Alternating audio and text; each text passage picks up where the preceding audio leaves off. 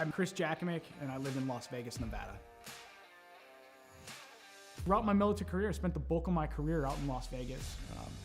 It was the first job I had as I was protecting some sensitive resources out there at Nellis. I would deploy to Kuwait early on in my military career with a larger weaponry system to support Operation Southern Watch. And then from 2003 to 2006, I was part of the emerging drone mission for the United States Air Force and Department of Defense. We were fighting the wars in Iraq and Afghanistan from our backyard. You'd be in war for 12 hours of your shift, and then you'd drive home to your apartment here in Nevada. So psychologically, it was very odd. Like, you felt you were in the combat zone every day because you were seeing it on the screens and it was that important, but I don't know what it did to the human psyche at the time.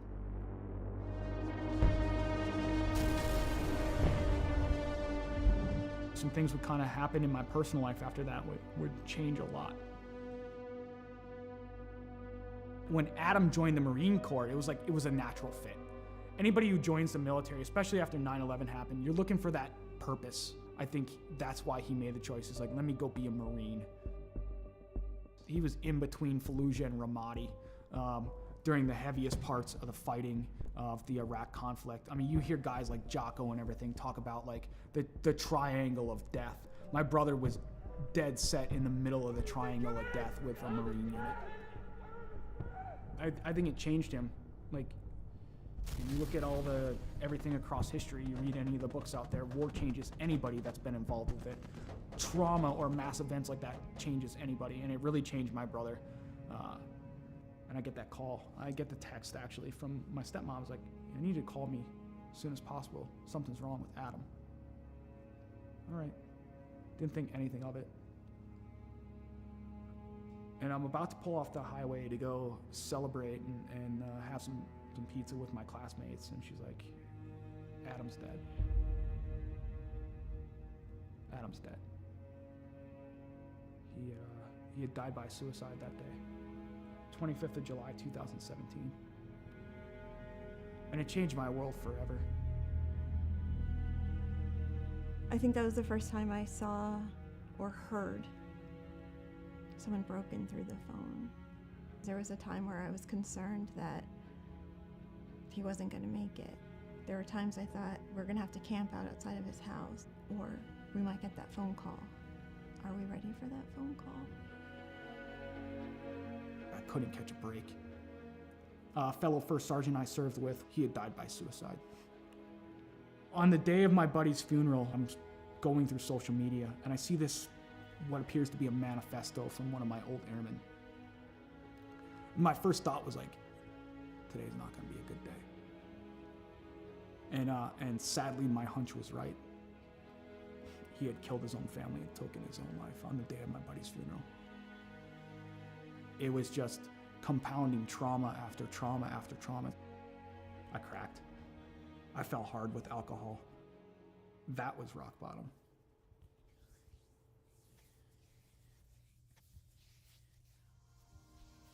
I first heard about Mission 22 just by like surfing the internet and looking on there and seeing some of the programs that they had available. I was like, something seems right about this. To be in a program like the R&R program with them and the innovative things that they're putting together, I've not seen in any other veteran nonprofit. It's putting all this stuff together to heal in the most effective way possible.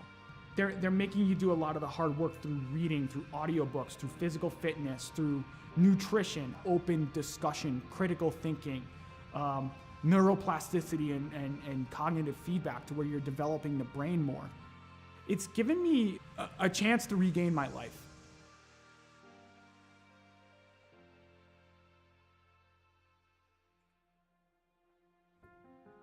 Cycling's been a big part of my recovery. Is around the time I retired a little over a year ago, I set forth, I was like, let me set this goal to ride 2,020 miles in 2020 for another veteran nonprofit that supports Gold Star families and those lost either to accident or to suicide.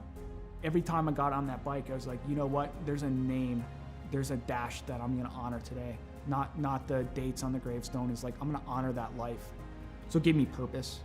And it just became like a release for me to where the pedals would spin and I would get out of my head for a little bit. physically I was starting to feel better. I could see the improvements, and I've tracked my data over the past year, and it's phenomenal on the growth that I've had on a bike. He's just on a mission and is relentless about it. You know, every day he pushes it. From the loss of his brother and a number of different trauma that he had gone through in his life, it was absolutely critical for him to find something that he could sink his teeth into. I think he's taken the ball and run with it with Mission 22, especially the R&R, the recovery and resilience part. I think it makes him stronger in the person that he is today. I don't know why I fell on the bike. It was just like, okay, it called to me, and then I kept going. So you know that scene from Forrest Gump where he just starts running one day and it ends up in Monument Valley in Utah? He's like, I'm tired, I think I'll go home now. I'm not tired yet. I'm not ready to throw the towel in like Forrest Gump did. I'm getting on that bike and I'm keeping on going because there's something about it. There's something about just getting out in nature, having that breeze in your face and seeing some of the beautiful landscape here in Las Vegas where it takes you away from the stressors and the challenges of the world for a little bit. And you can just appreciate the beauty that is out there and be in the moment. And then it got serious because the Air Force enrolled me in the Air Force Wounded Warrior program and it got transformed into lo and behold training. If I do this well, maybe I can go represent the Air Force. Maybe my grief and everything in my entire story can come to fruition because I can put the energy into something positive.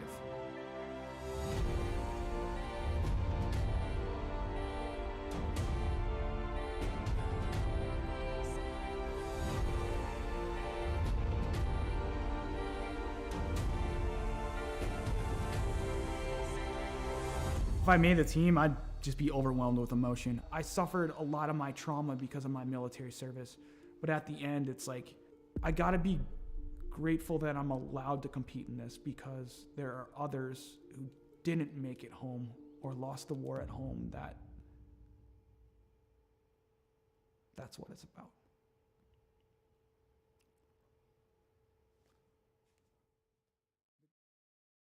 Oh my gosh, everybody.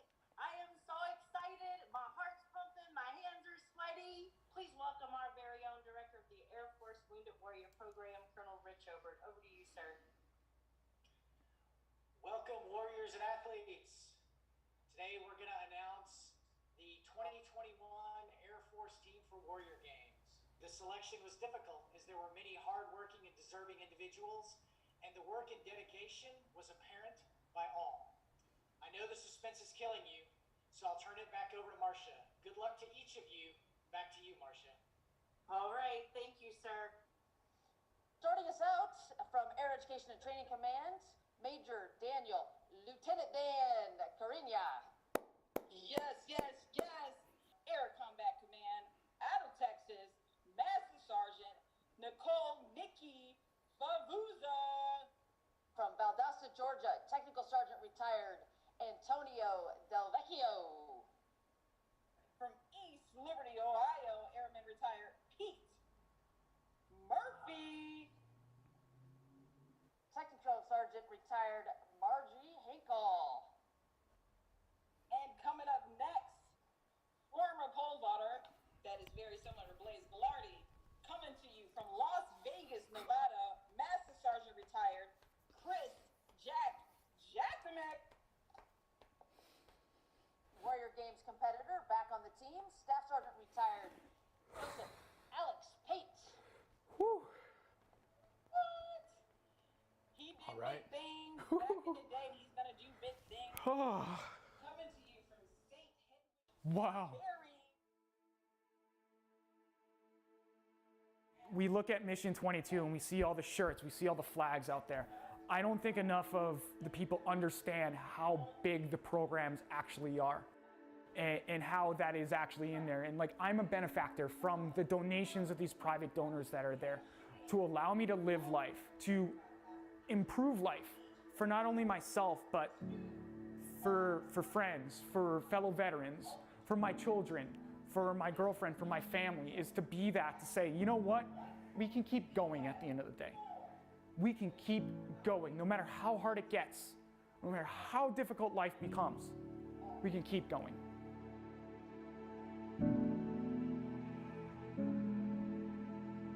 We have this value in the Air Force, this belief, a wingman concept. We're going to take care of each other. We've got each other. And it gives us hope, right? And so if you have been knocked down, I say this a lot, by the baseball bat of life, right? You're on the ground.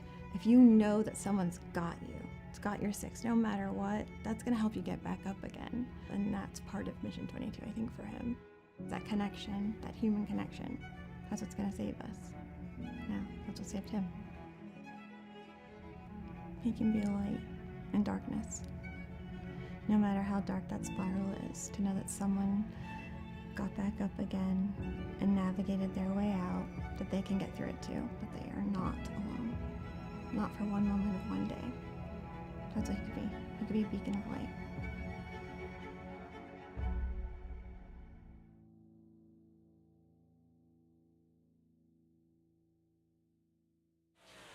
Welcome back, ladies and gentlemen. It is Friday. That means it's time for Gears Unlimited Friday Night Lights. Tonight we are at I-55 Speedway. This is week 11, so we only have 2 weeks to go in the regular season. Week 13, we will have the Dash for Cash. For those out there listening, we will not be broadcast next week. We will take that week off. I'll be at the real racetrack. So we will be back after tonight on week 13 for the Dirt Track Bank Dash for Cash. So welcome aboard. As always here at Got Your Six Racing Network, we are racing for awareness of veterans issues. You'll see us play promos from organizations out there doing great things for veterans throughout the night. If you can donate, greatly appreciated. If not, you have a veteran out there, reach out, let them know you appreciate their service to our country. And without further ado, we will clear the drivers off the track as soon as I set up my microphone here. My apologies. Get the drivers off the track and get the drivers meeting underway. All drivers clear the track. All drivers clear the track, please.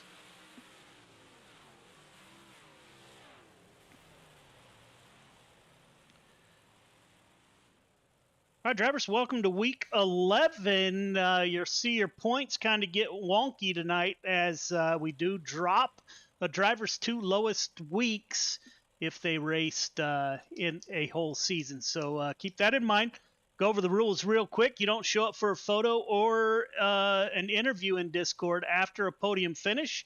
You will get an EOL next week. Bring out 2 cautions in any race, feature or heat race. You will be DQ'd from that division for the night. Intentional contact is never acceptable. Protest process. If we miss something that you think we should have caught, please send me a message in Discord.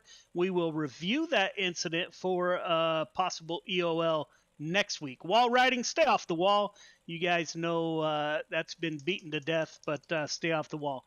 Call-outs. We have had a rash of call-outs. Tonight, we got Jesse Ingram in the control room. He's going to be doing the admin tonight.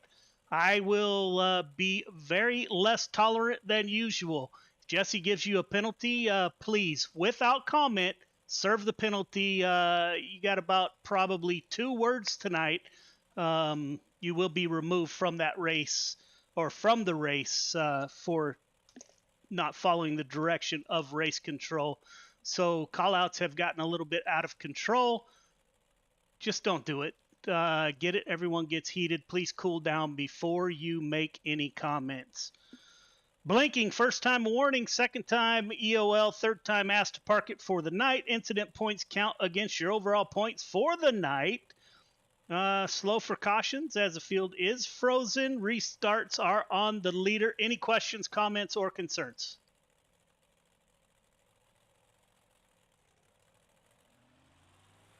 Okay, none heard. We're advancing to qualifying. Good luck.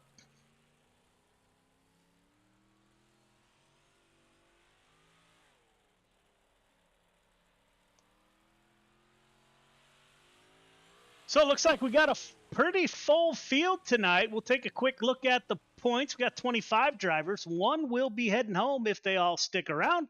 Currently, your top 5 in points, Michael Carter, 640 points. Caden Berry, not far behind, 575 for Berry. Clay Christopherson, Grant Wesley, and Chris Cox are your top 5.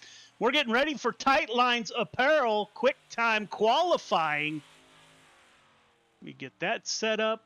Have a passion for the great outdoors and fishing? Tight Lines Apparel has all your fishing apparel needs for the whole family, from women's to men's and youth sizes. Family owned and operated, Tight Lines Apparel has a passion for the outdoors, and everything is custom made to order, from tees to hoodies. Tight Lines Apparel is your one-stop shop for all your fishing apparel needs. Act now and use code SIMRACERSHIP for free shipping on your order. That's SIMRACERSHIP for free shipping. Be sure to give them a like and follow on Facebook and Instagram, and get the whole family set up with Tight Lines Apparel. Keep it tight with Tight Lines Apparel. So qualifying underway. Let's take a look at the board. Cale Smith in the 115, top of the board, 12.740 for the driver out of South Dakota. Michael Carter at P2, Christopherson in P3. 40 car of James Ingram, currently 13th with a 12.948. Randall Dixon in the 111 machine, 19th quick, 13.276. Little faster on his second lap, 13.057. Anthony Vitale Jr.'s back with us in that 21 car, driver out of New York. Let's see how Anthony does, coming off of turn 4, heading for the flag stand. Called that one corner too soon. Coming to the flag stand, the 21 car. 15, no sir, 15th quick, 12.938. Andrew Harley with us in the 43 machine, 14th quick, 12.929 for Harley. Anthony Vitale Jr. a little bit quicker, 12.923. So Cale Smith, Michael Carter, Clay Christopherson, Bachman, and Chatham, your top 5. Waiting on Jordan LaFond to come out on track, the driver out of Indiana in the 11 machine. Last driver to take time. Again, we got 25 cars in the field. One driver will be heading home. 4th quick for LaFond on his first lap, 12.807 for the 11 car. One more lap to get it done. Coming off of turn 4, shuts it down, 12.807. Second lap, 12.812. Cale Smith with your Tight Lines Apparel quick time. We're getting ready for our heat races here. Will be a full program tonight with 4 heat races, I believe. Heat 1 to the grid. Heat 1 to the grid, please. Cale Smith, Jordan LaFond on the front row. Donald Ingram, Wesley in the second row. Barry Harley in row number 3. Marfulio Clark in 4. And Jeffrey Kemper rounds out your field of 9 drivers. All right, drivers, welcome to heat number 1. Leader, you know the drill. 1.5 car length behind the pace truck, please. Everybody else, once you get the 1 to go, tighten it up. Half car length between yourself, the car in front of you. All restarts are on the leader. Everyone else, do not jump the start. Do not pass before the start finish line. Top 4 heading directly to the feature. Everyone else going to a main of sorts. I don't know if we'll have a C, probably just a B main, but 8 laps to get it done. Race hard, race clean. Good luck. Got the normal suspects out in the crowd tonight. Grandma Pete out there with us. Getting in the ear of the 11 car, getting him calmed down, ready for a great night of racing here at Peevely, Missouri at I-55 Speedway. See who else we have out here. Grandma Pete. Gail Hodgkin is out there. Good evening, Gail. Thank you, as always, ma'am, for tuning in. Pleasure to have you and the KB fan club. Pace truck should exit this time by We Will Go Green.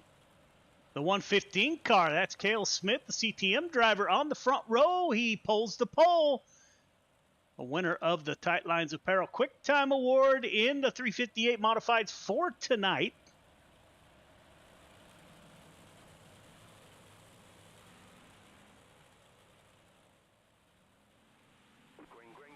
Pace truck is off. Cale Smith, great restart. He's going to run the middle, not quite all the way down on the bottom. Jordan LaFawn going with the 115. 11 car up to P2. The 88 car, that's the driver out of Evansville, Indiana, Grant Wesley. He's in P3. Donald Ingram, like to thank Donald for his service to our country in the United States Navy, is holding down the final transfer spot to punch his ticket directly to the feature. Looks like we're 3 wide in the back. That's Jeffrey Kemper riding along with Harley and Travis Clark back there. 238 cars back with us. Anthony Marfulio, Caden Berry in that 12 car, the youngster out of New Hampshire getting it done. Cale Smith, Jordan LaFawn, lap 4 of 8, nose to tail.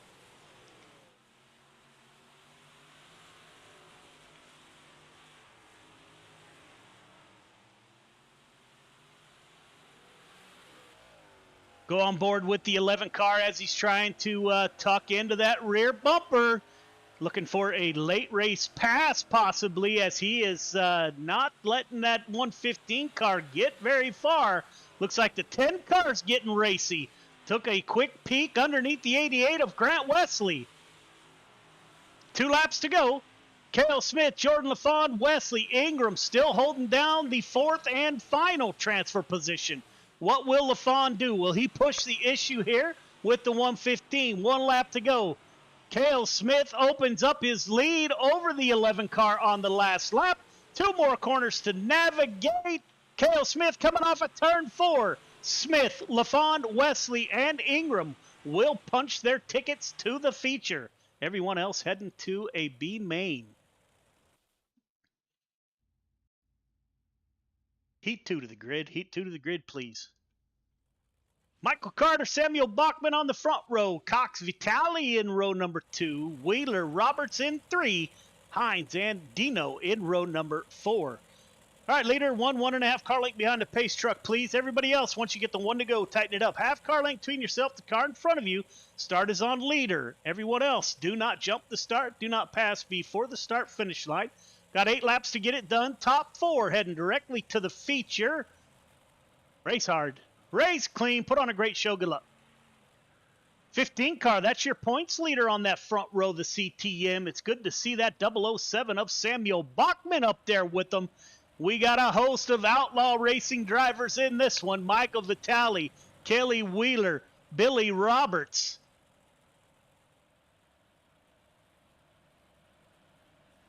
Or should I say Billy Roberts and Michael Vitale.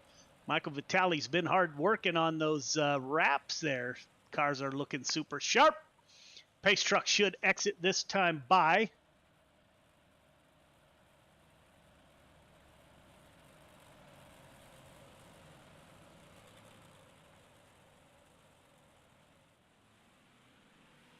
Great restart by the 15. The 515 of Chris Cox. He goes with the 15. Samuel Bachman fades a little bit on the restart. Kelly Wheeler in the 110 car in the 4th and final transfer position. Watch the 213. That is Michael Vitale, the driver out of New York, takes a peek down low.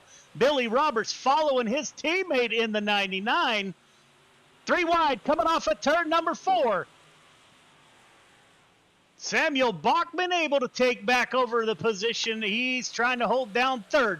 11 car of Kelly Wheeler on his inside. Michael Vitale, the first car on the outside, looking in at a ticket to the feature.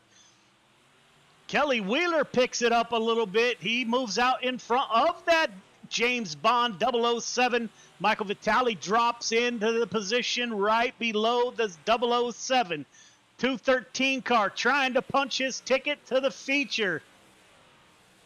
I also like to thank Michael Vitale for his service to our country in the United States Air Force, the driver of that 213 car. Up front, Michael Carter getting away from the field. Not very far. Chris Cox is not letting the 15 break away. Kelly Wheeler with his hands full with Samuel Bachman and 2 outlaw drivers battling it out for P4. 5 and 6. Billy Roberts in the 99 pulls up to the rear bumper of his teammate with 2 laps to go. Up front, Michael Carter takes the white flag. 1 to go. Carter, Cox.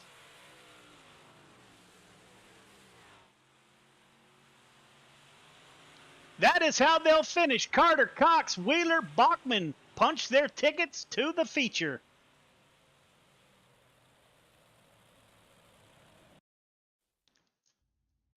Heat 3 to the grid. Heat 3 to the grid, please.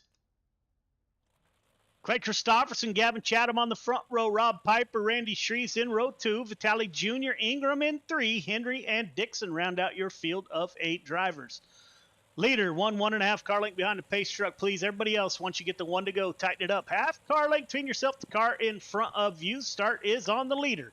Everyone else, do not jump the start. Do not pass before the start finish line. 8 laps to get it done. Top 4 heading directly to the feature. Race hard, race clean. Good luck. Gavin Chatham, I've seen him running quite a bit with the Coast to Coast Racing League in that 24.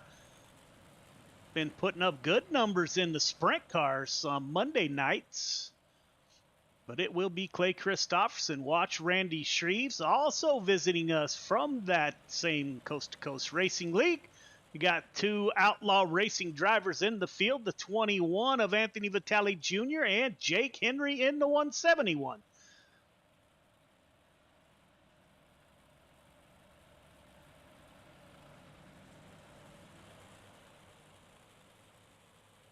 Pace truck is up, as is Christopherson at the front of the field. Clay Christopherson opens up a bit of a lead. Chatham goes up high, brings the 56 with him. They're going to give that high side a try. Rob Piper in the 92, he's rolling the bottom.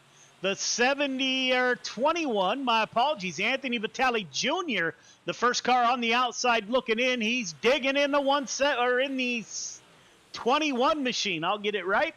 Up front, Clay Christopherson with the lead over Gavin Chatham. Rod Piper still stuck down on the bottom. Chatham is able to get down to the bottom. Now Shreves is trying to get by the 92.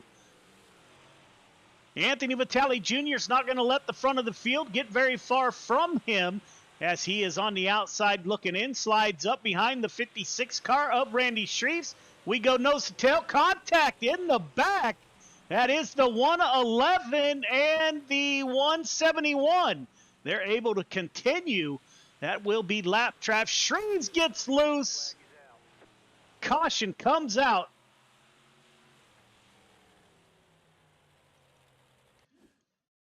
Let's take a look. Replays brought to you by the Dirt Track Bank. There is Shreves and the 21 of Vitale Jr. Let's see what happened here. Shreves running the middle. The 21 dives down low. Little bit of net code, but contact made nonetheless. That sends the 56 car around.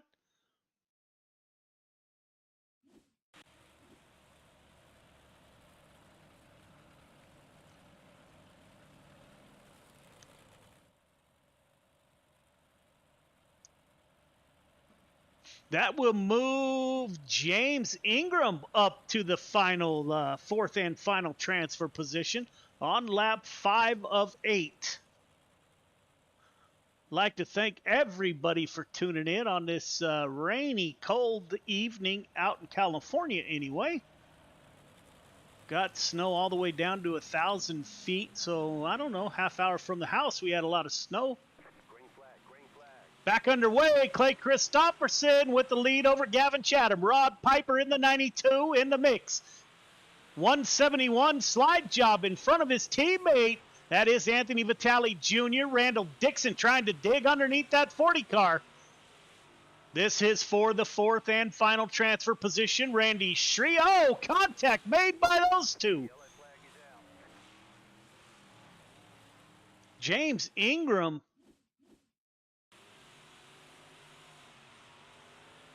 and Dixon.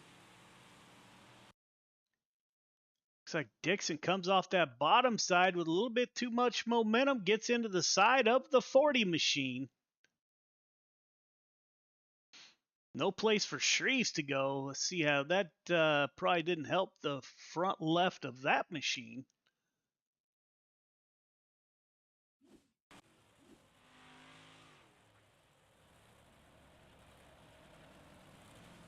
So, on lap 6 of 9, Clay Christopherson still at the front of the field in the 51 machine.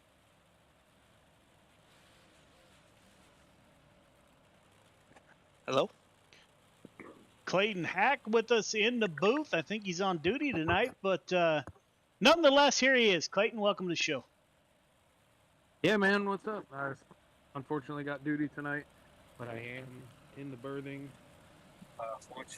helping Jesse out with race control. And it looks like he does not have admin rights. He's trying to make a couple calls. Looks like there may be a little mishap there. Just wanted to check in real quick and see if that was all squared away so I could help him get this thing sorted out tonight. Yeah, I have him down as admin. I'm looking at the roles right here on my screen. Disable video, add friend. Yeah, he has full admin controls. All right, we'll have to take a look at it. Yeah, see what you can find, and if not, I'll get him squared away. But he has full admin roles. Yes, sir. Thanks. Sorry, ladies and gentlemen. Yeah, had a little bit of admin work. B main to the grid, please. We're getting ready for the 10 lap B main. Clayton on duty for the United States Navy. Always like to thank him for his service. Barry Vitale on the front row. Shreves Marfulio in row 2. Roberts Henry, Kemper Hines, Vitale Jr., Harley, Dino Ingram, and Travis Clark. 12 of the 13 will head to the feature. 12 of 13 heading to the feature. Restart is on the leader. Everyone else, do not jump the start, do not pass before the start-finish line. Good luck.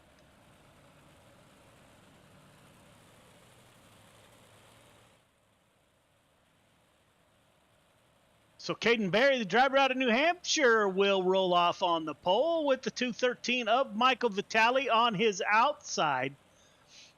Not sure how long the bottom on this track will stick around. Won't be too long. We'll see some cars working the high side.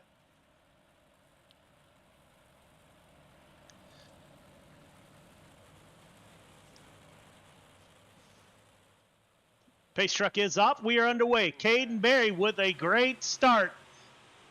Michael Vitale working the high side right above the slick. Randy Shreves working the low side. 2 by 2 by 2 behind Berry. Shreves and Vitale battling it out. Let's look in the back. The 320 car. Let's see here. Looks like 2 cars may have not taken to the grid. The 00 and the 320. Everyone else will transfer. Up front, Caden Berry, the 213 of Michael Vitale trying to close in on that 213 machine. Go on board with Michael. He gets a good run into the corner, working the high side. Berry sliding up, gets to the outside line. Vitale closing in ever so slowly in that 213 car.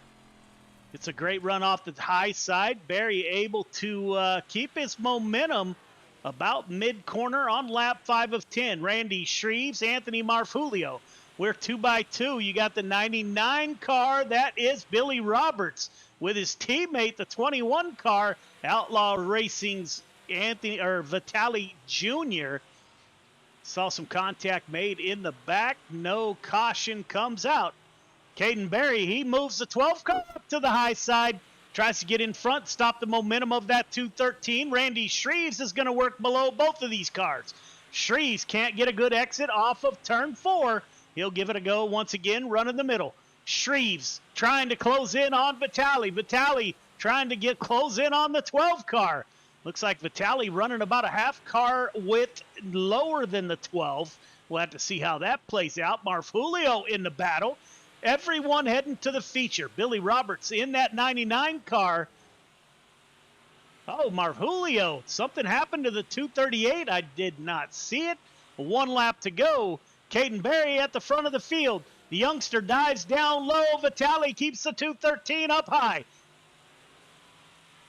Barry, Vitali, Shreves, Roberts, and Vitali Jr., your top 5.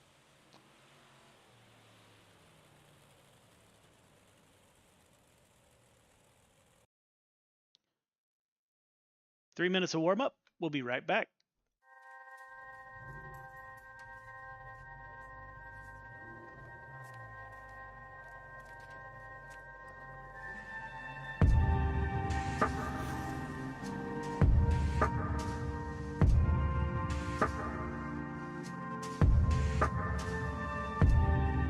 Our biggest thing is getting the word out, awareness of Mission 22, the struggle as it is to fight PTSD and suicide.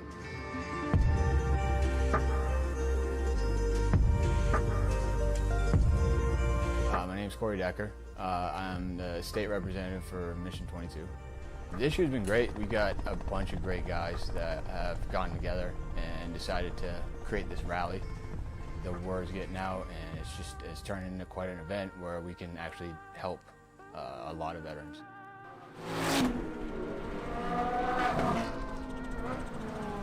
It's a great event, but you really have to go and see it for yourself, and it's really one of those things that's an experience. Just going that weekend, we've seen how it changes people.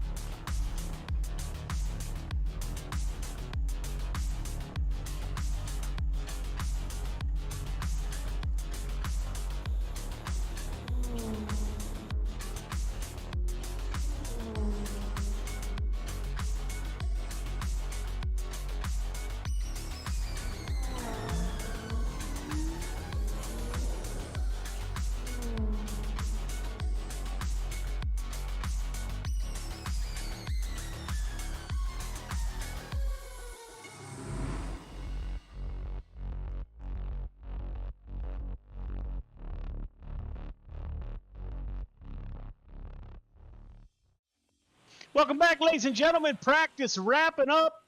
Getting ready for our 25-lap feature. Get the grid called out here. Smith, Carter on the front row. Christopherson, LaFawn in row 2. Cox, Chatham in row number 3. Wesley Wheeler in 4. Piper, Ingram in 5. Bachman, Dixon in 6. Barry, Vitali in 7. Shreves, Robertson 8. Vitali Jr., Kemper in 9. Hines, Marfulio in 10. Henry, Ingram in 11. And Harley and Dino in row number 12. All right, fellas. Leader, 1.5 car length behind the pace truck, please. Everybody else, once you get the one to go, tighten it up. Half car length between yourself, the car in front of you. Start is on leader. Everyone else, do not jump the start. Do not pass before the start-finish line. 25 laps to get it done.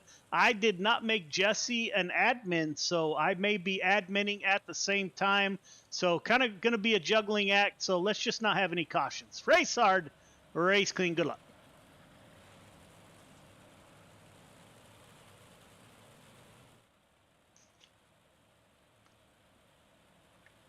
So the CTM front row, the 115 of Cale Smith, driver out of South Dakota. The 15, your points leader, Michael Carter, driver out of Virginia on his outside. Now Randy Carter painting number 15. Lights are off on the pace truck. Got 25 laps. Good restart by the 115. Smith, Carter, Christofferson goes down low. The 515 of Cox goes down with the 51.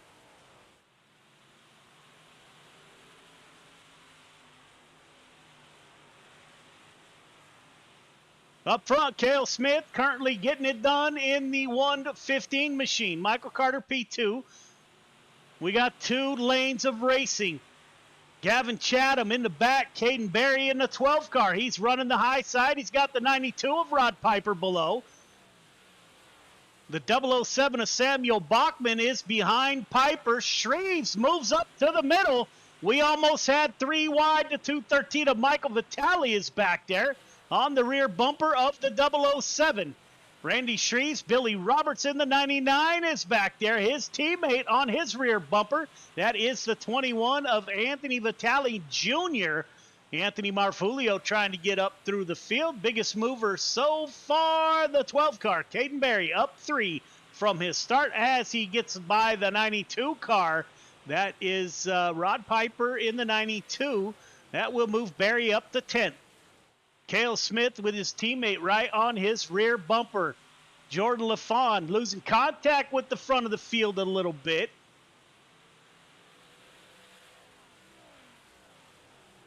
Let's take a look from trackside. We'll turn up the volume a little bit and let you get a look at what it looks like from the track.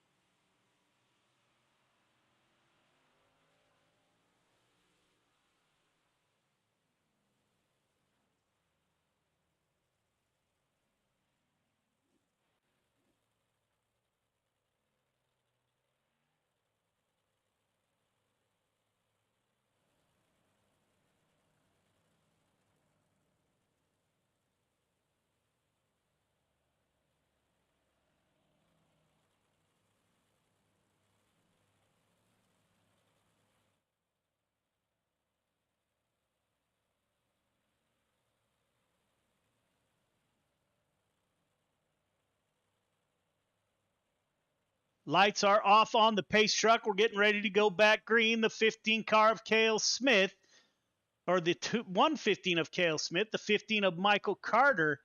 Sorry about that, Nick. Just discovered I didn't have any sound. Braden Carter, if you didn't hear the shout out, thanks for tuning in. Cheering on the 15 car of Michael Carter. Cale Smith, Michael Carter, Jordan LaFawn. Caution comes out. Back it down. Caution's out.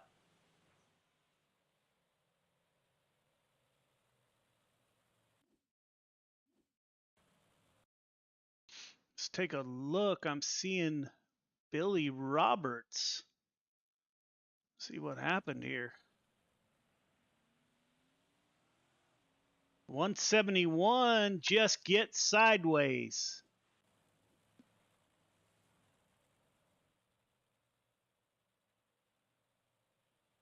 Yeah, 10-4. Give me a minute. No worries. 171 EOL.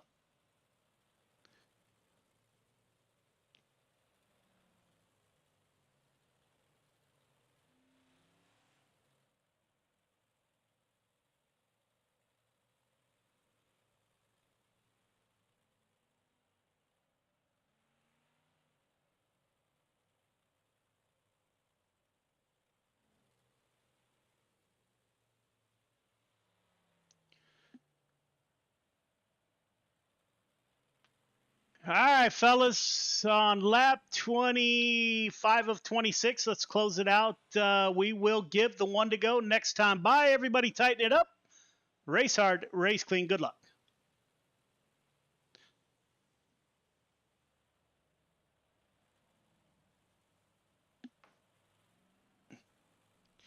Disregard the going green next time by. We stay under caution.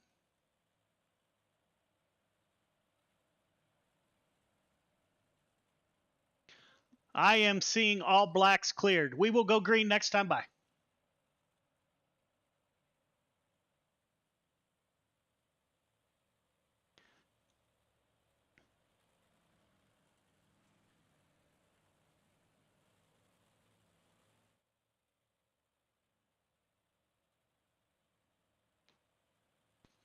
Lights should be off on the pace truck. Justin Sick out in the audience. Justin, we miss you. Got to get that car back out here. We only have one regular week remaining. We'll have next week off. We won't be broadcast next week. We will be back for the Dash for Cash in week 13. Green flag is out. We're back underway. Cale Smith, Michael Carter, Jordan LaFawn. Clay Christopherson looking to get underneath that 11 car. No room down there. Jordan LaFawn has the bottom covered. Lap 25 of 26. Up front, Cale Smith breaking away from the field. One to go. 115 of Cale Smith, followed by Carter and LaFawn. Good run off the high side by the 51. Can't quite close the deal. Top three start finish line, please. Top three start finish line.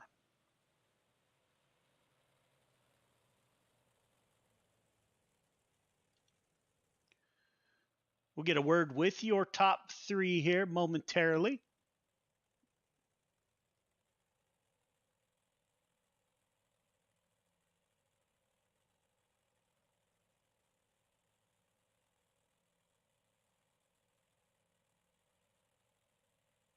All right, fellas, don't forget to go up for your interviews.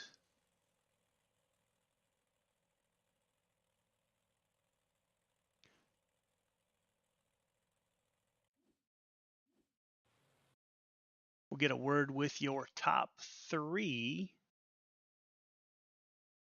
Waiting for Jordan LaFawn to get in the booth. I see Andrew Harley. There's Cale Smith. Don't see Jordan LaFawn yet.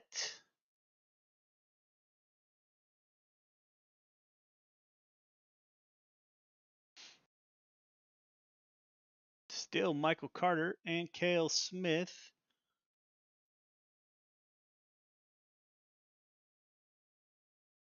Let's go to word with Michael Carter in that 15 car. Couldn't quite track down his teammate. Michael, this is Joe. You got me?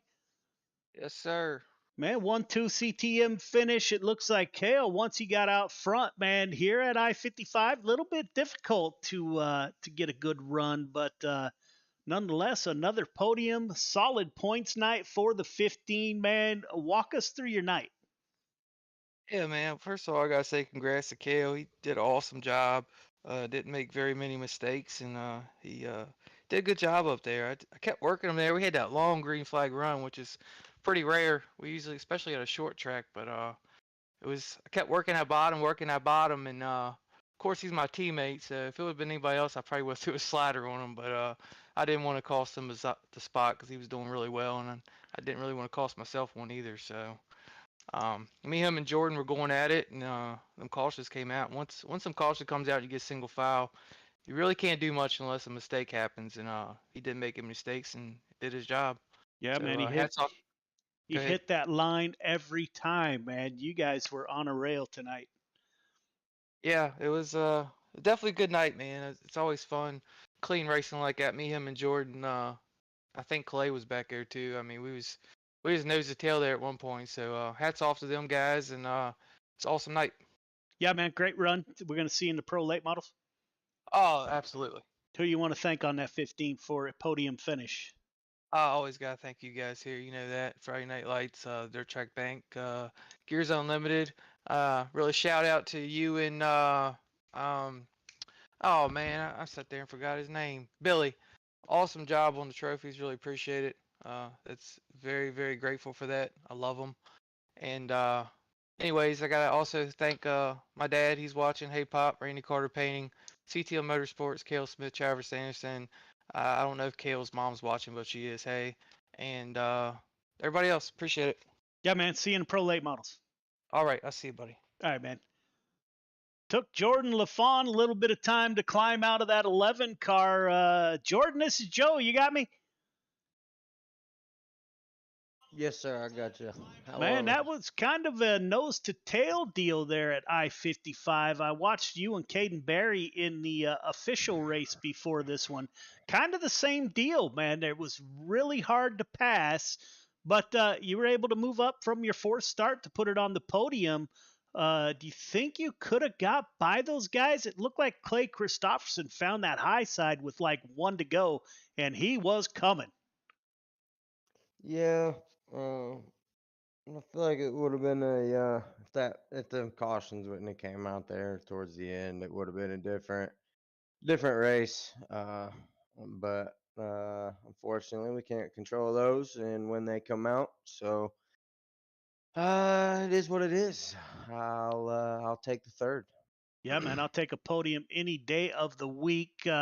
Great run by the 11 car. Who do you want to thank for your drive to victory lane?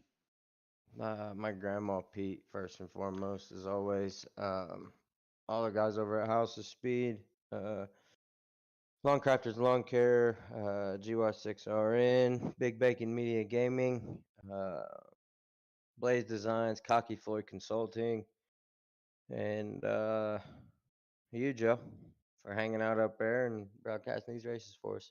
Yeah, man. Good luck in the pro late models. Thank you, sir. Yes, sir. Cale Smith in the 115 car. Just lost Cale. There he is. Drives the 115 from the pole, leads every lap. Cale, this is Joe. You got me? Yeah, I got you, Joe. Man, that was pretty weird. I was talking to Michael Carter. You did not make a mistake for the entire 25 laps. The 115 car looked super up front, man. Walk us through your night. Well, I almost made a few mistakes there. I love it when the track slicks off like that, and I always like running the top line, but when it slicks off that much, you got to be really careful when you're hitting the wall, and I clipped it a couple of times. Luckily, it wasn't enough because I've done it before at this track. You just fly off the track, but it's a lot of pressure. I knew I had Michael behind me and Jordan, and those are, I mean, two of the fastest guys out there. So that was mainly the goal is stay in front of them and just try to hang on. And I knew towards the end to switch to the bottom line because it was getting late in the race, had to start protecting my line, but yeah, fun race.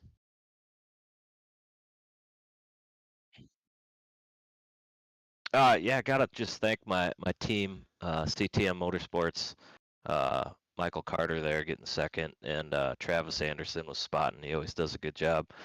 Uh, Randy Carter Painting, he watches us week in and week out, so I know he's pretty excited to have his two guys 1-2.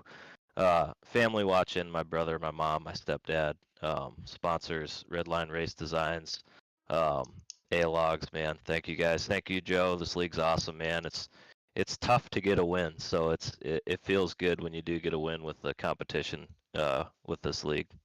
Yeah, man, I've been looking at the message board. We have not heard from the Cale Smith fan club tonight, but I'll have to take your word for it that they're out there. If you're out there, Cale Smith fan club, shoot us a message. Let us know what you think about that 115 car in victory lane. We going to see you in the pro late models? Yep. Yeah, we'll jump in now, start practicing, and try to see if we can get up front again. All right, man. Good luck. Thanks, Joe. All right, ladies and gentlemen, we'll take a quick break. Got a little bit of admin to do, but hoping that I will be back in time for the pro late model, so we will be right back.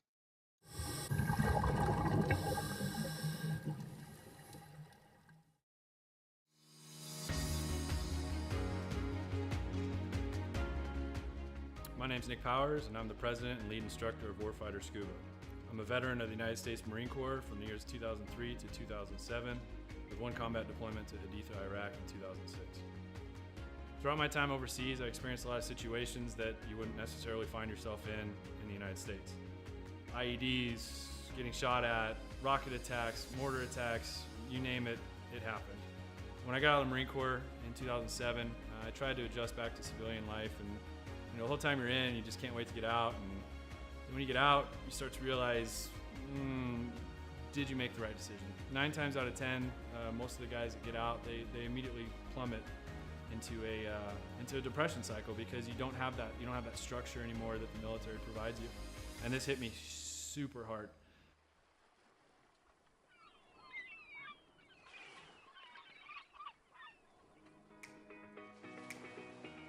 We moved to one of the #1 top dive destinations in the entire world, and I figured I'd start getting back into scuba diving. And after our first couple dives, I realized how peaceful it was underwater and how none of my problems followed me. You're just there in the present moment. I had the idea for Warfighter Scuba, and I kind of hinted at it, and they said, "You go for it." And that's basically how Warfighter Scuba was born.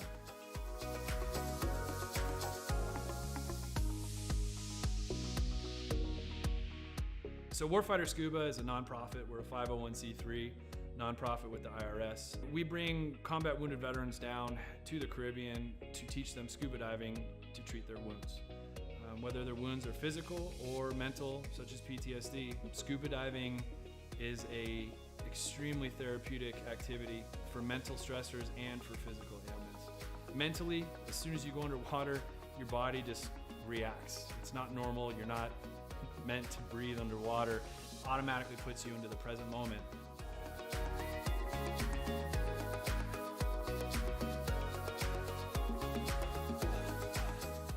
You have nothing but peace and calm. This ability to separate yourself from reality really allows veterans to find out what their trigger mechanism might be for their particular mental stressors.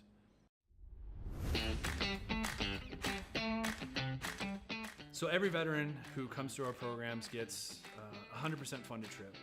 Each veteran also receives a round-trip ticket from their home of record. That ticket will bring them straight into Roatan, and their entire week stay, their hotel, their meals, their snacks, everything's paid for. And so that veteran can get an entire week away from reality and completely separate from any kind of problems they might be facing at home. So each veteran receives very private and intimate training sessions when they come down to Roatan. We first start in the pool. We do some confined water skills. We'll then switch out to the open water dives. From that point on, it's not even training anymore. It's just fun. It's learning on a level that I don't think most people have experienced before. We do all the certifications for them that we can in a week at their pace, you know, from open water to full face mask to nitrox. Every trip that we have, whether it's one veteran or 4 veterans at a time, we just have a blast. You know, there's no bad karma. We've seen sharks, we've seen turtles. I mean, we've seen 4 eagle rays at once. I mean, just the things that happen when we're in the water together are truly, they're just unbelievable. The dedication that these vets have now to scuba diving and to wanting to come back and to help other veterans experience what they've experienced, it hits me in the heart more than most things have ever hit me in my heart. It's truly an honor to take, you know, these heroes into the water. It's really cool to see the transformation that happens to them, you know, from being, oh my gosh, you know, I don't know if I'm gonna be able to do this. You know, I've gone snorkeling a few times, or, you know, I'm not that good of a swimmer. And the funny thing about scuba is none of that matters. You know, you're completely weightless in the water. You could come down and have 0 experience in the water and be one of the better scuba divers out there.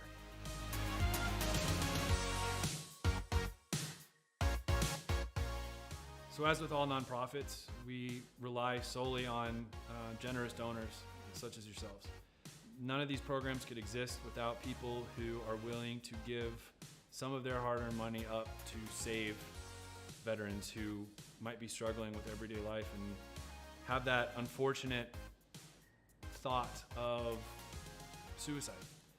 100% of every dollar that's donated goes directly to the veterans. I personally, myself, I do not take any kind of money.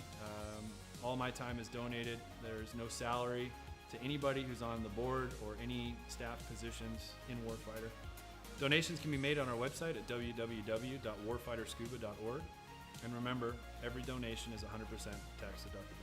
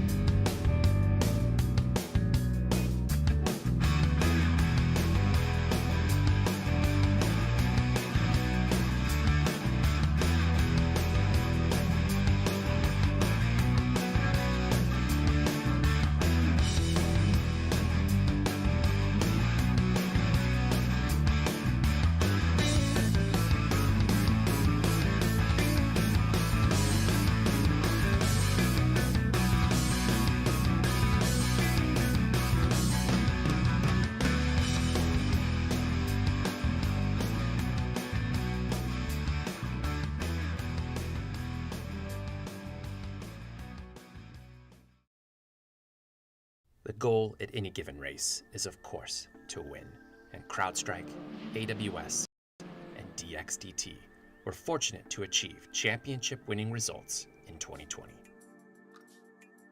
We're extremely proud to be partnering with Operation Motorsport through our racing initiatives.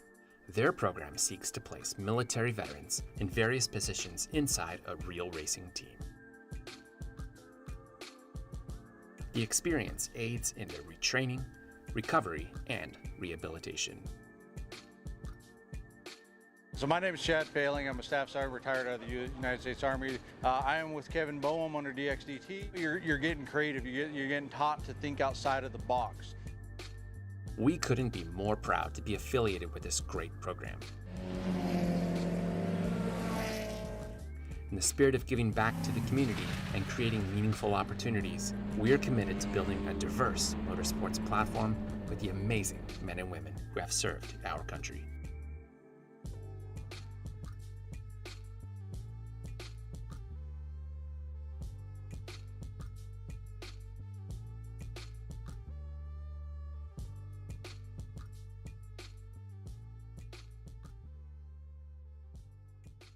When people hear a Tilvalhalla project, the first thing they might think of is our shirts. But what most people don't know is that our plaques came first and the t-shirts came second. What some people might not know is that the same shirts that we make day in and day out allowed us to do unbelievable things for unbelievable people. Whether it's donating our proceeds to reduce veteran suicide or gifting handcrafted memorial plaques to the families of fallen heroes, these t-shirts simply stand for honor and freedom. Two words that wouldn't exist without our heroes. This makes Tilvalhalla Project a place our fallen heroes truly live on forever.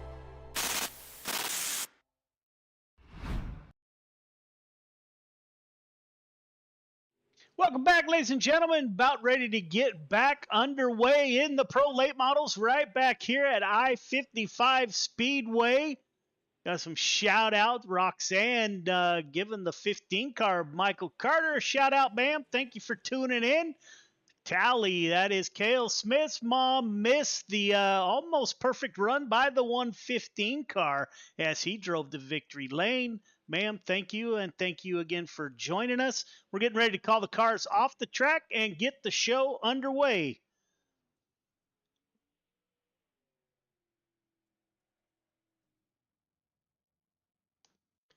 All cars clear the track, please. All cars clear the track.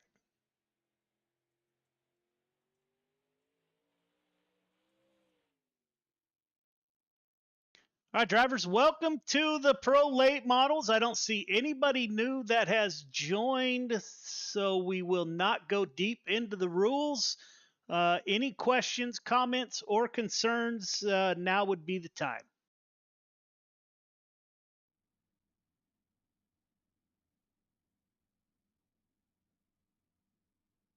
All righty, none heard. Wish you the best of luck.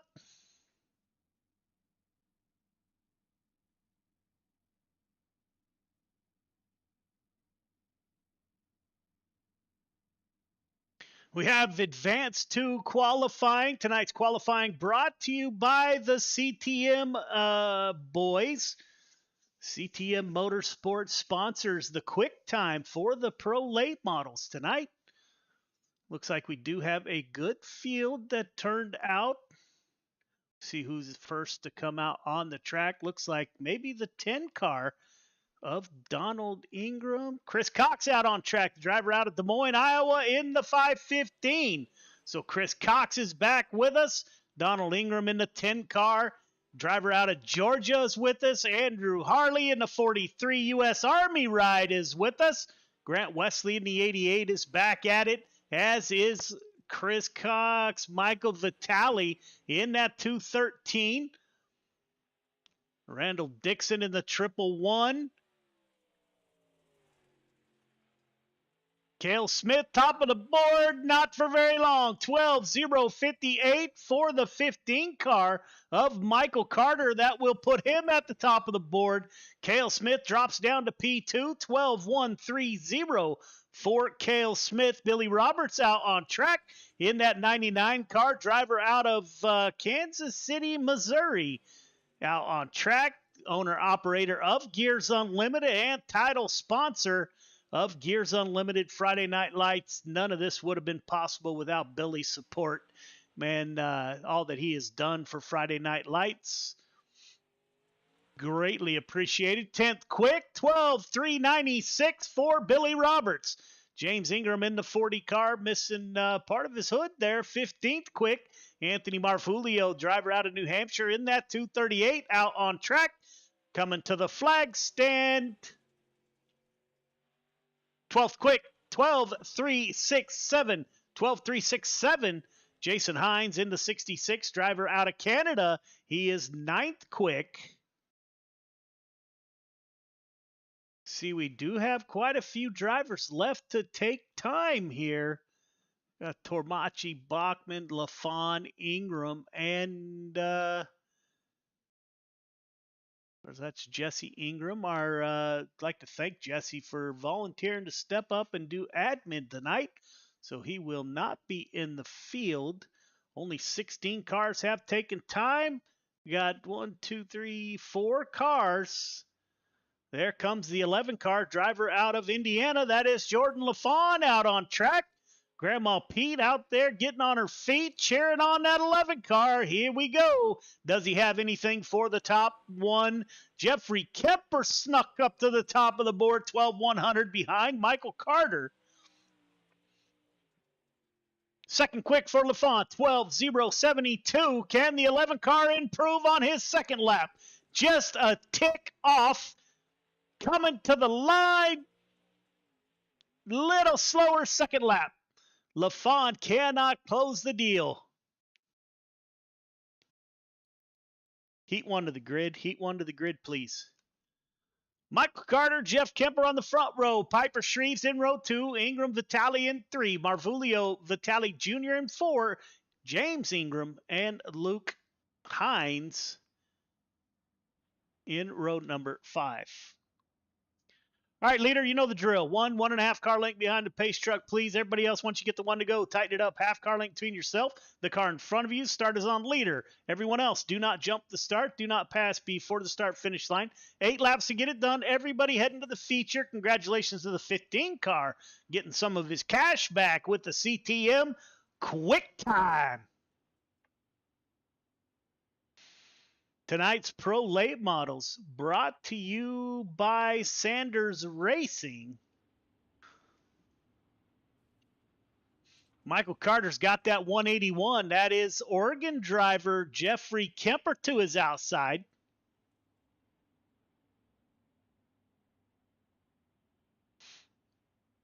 Pace truck should exit next time by. Randy Shreves, Rob Piper fill up that second row. Watch the 213 of Michael Vitale. You won't find a much better wrapped car in the field. Love the color scheme. Michael hard at it for the Outlaw Racing gang. Green flag is out. We're underway. Good start by the 15. He dives down low. Jeffrey Kemper, Rob Piper in the 92 on the low side. Shreves gets into the wall a little bit in the 56. He's able to keep going on the high side. Moves Shreves up to P4.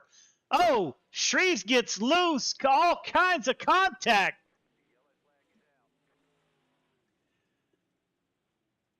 That was something else. I'm not sure what happened to Randy Shreves there. Let's take a look. Shreves was in good shape. Gets into that outside wall there. Gets a little tap maybe from the 213. That will be up to race control.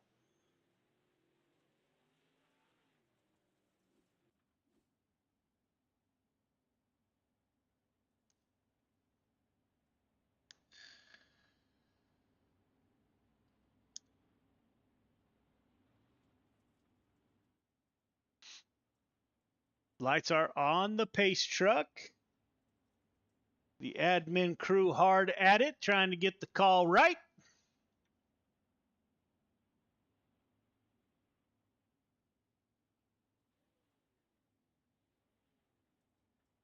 Made it all the way to lap 2.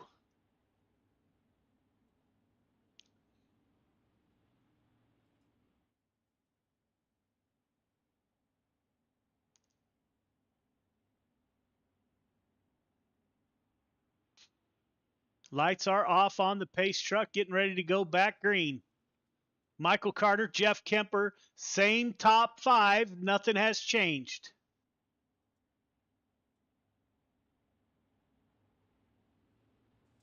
Pace truck will exit. We'll be back under green flag conditions. Pace truck is off, as is the 15 of Michael Carter. Carter with Jeffrey Kemper in tow. Rob Piper in the 92. Oh, contact in the back. Marf Julio, not sure who was involved. Let's take a look. 238 currently running in 6th position. 21 car doesn't make contact there, but does there. Hits the rear end of that 238, sends Anthony Marfulio around as the 21 also goes around.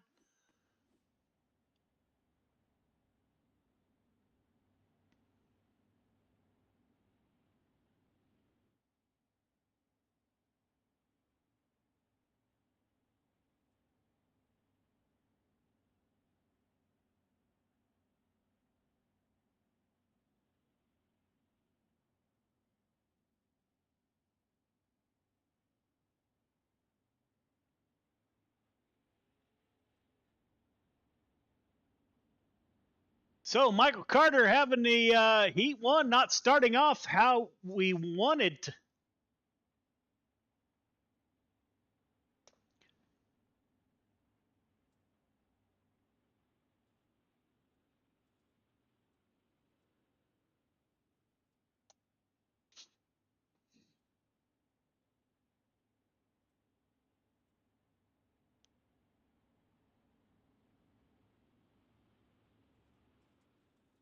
Pace truck is off. We're getting ready to go back green. We are back underway. Michael Carter, front of the field. Jeff Kemper, P2. Rob Piper making the bottom work. Now Randy Shreves, he gets back on the high side into 56. Is the high side going to prevail, or will the low side be the place to be? Shreves moves down about a half car width. Michael Vitale coming with the 56. Up front, Carter, Kemper keeping a distance between themselves and all this going on. 213 of Vitale dives down low. Put Michael Vitale up to P5. Vitale on the rear bumper of the 10 car on lap 7 of 8, 2 to go. Michael Carter up front. Kemper P2. Rob Piper 3. Donald Ingram in the 10 car. 1 lap to go. Michael Carter holding a steady lead over the 181 of Jeffrey Kemper. Virginia driver Michael Carter. Oregon driver Jeffrey Kemper. And that is how they'll finish. Carter, Kemper, Piper, Ingram, Vitale. Your top 5.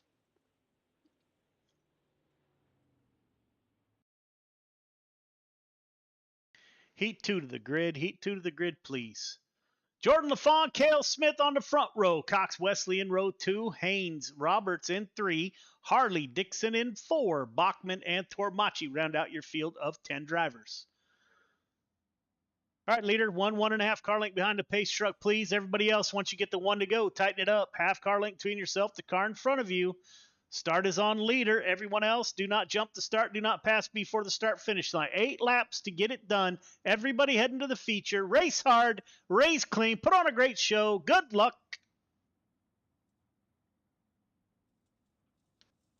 So here we go. We've seen this song and dance with the 115 and the 11 at the front of the field. They finished up front in the 358 modified race. You got the 515 of Chris Cox and Evansville, Indiana driver Grant Wesley with a new wrap looking sharp. Pace truck should exit this time by.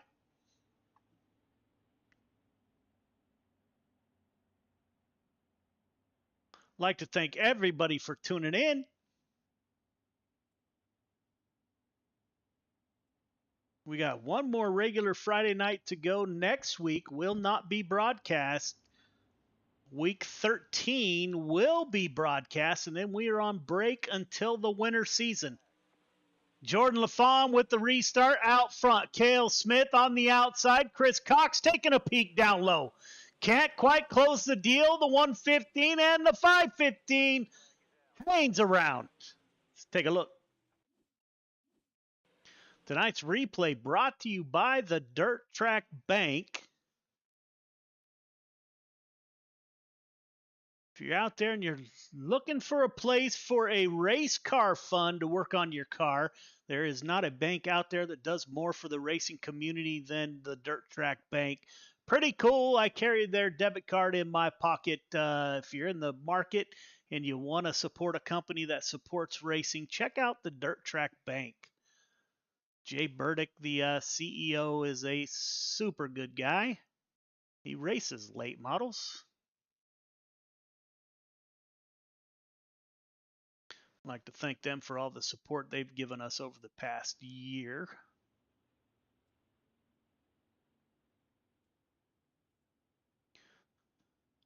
So we'll line them up, do it once again. Jordan LaFawn, Cale Smith still on the front row. Grant Wesley moved. Top four have not changed position.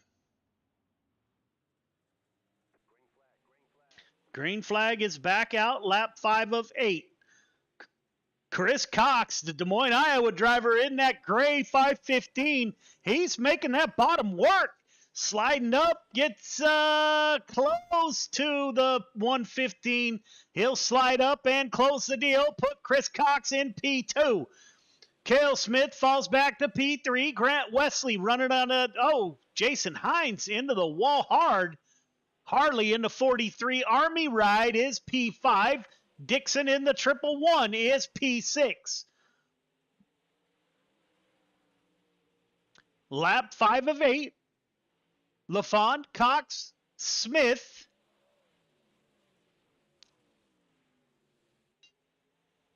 Grant Wesley. We are nose to tail here at I-55, Pevely, Missouri.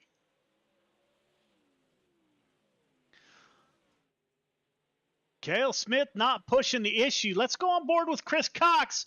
See what that 11 car looks like from inside. We got 2 laps to go.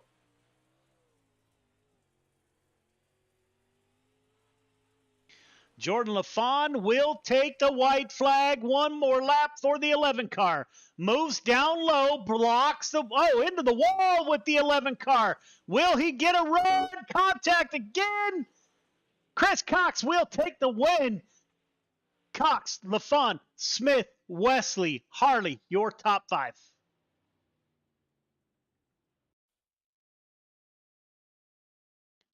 Three minutes of warm-up. Ladies and gentlemen, we will be right back.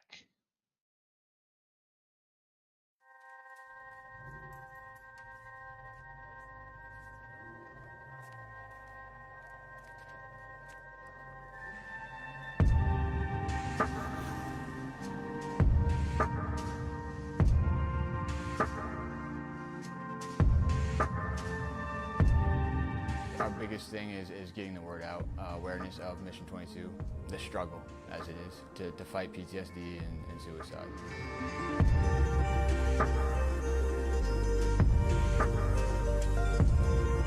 My name is Corey Decker. I'm the state representative for Mission 22. The issue has been great. We got a bunch of great guys that have gotten together and decided to create this rally. The word's getting out, and it's turning into quite an event where we can actually help a lot of veterans.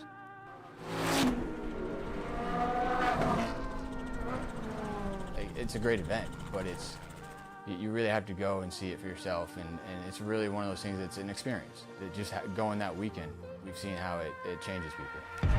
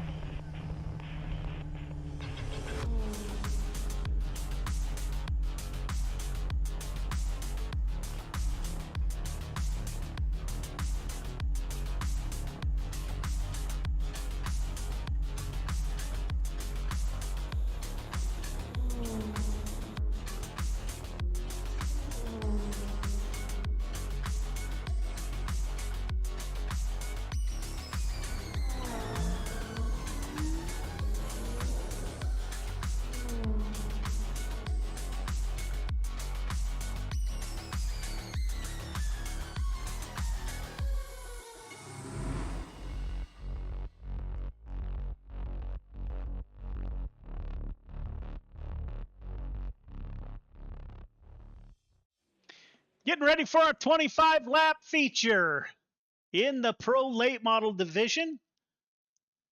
Feature to the grid, please. See if we can get a look at who is going to be in our feature.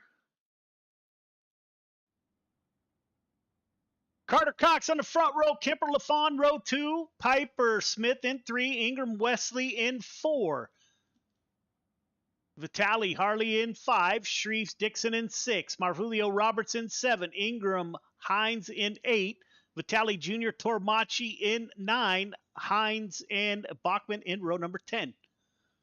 All right, leader, 1.5 car length behind the pace truck, please. Everybody else, once you get the one to go, tighten it up. Half car length between yourself and the car in front of you. Start is on leader. Everyone else, do not jump the start. Do not pass before the start finish line. Got 25 laps to get it done. Race hard. Race clean. Put on a great show. Good luck.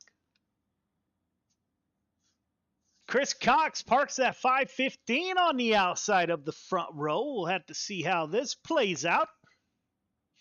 Michael Carter with your pole, Jordan LaFawn and Jeffrey Kemper in row number 2.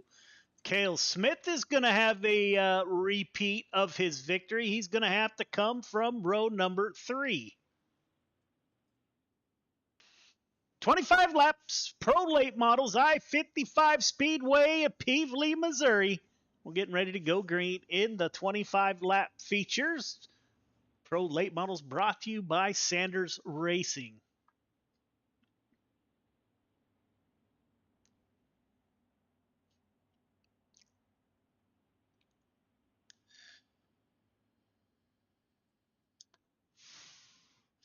Pace truck will exit this time by.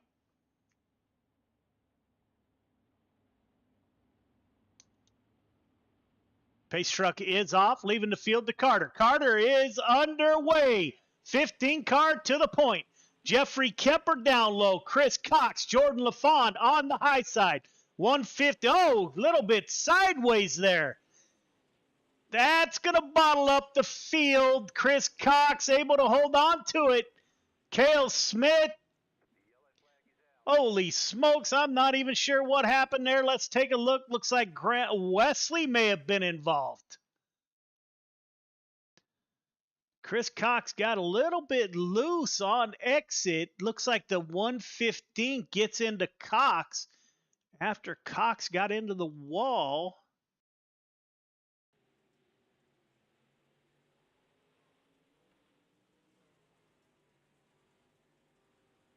I don't know if Cox checked up. We'll have to see what race control decides to do. And it's a pile up behind him.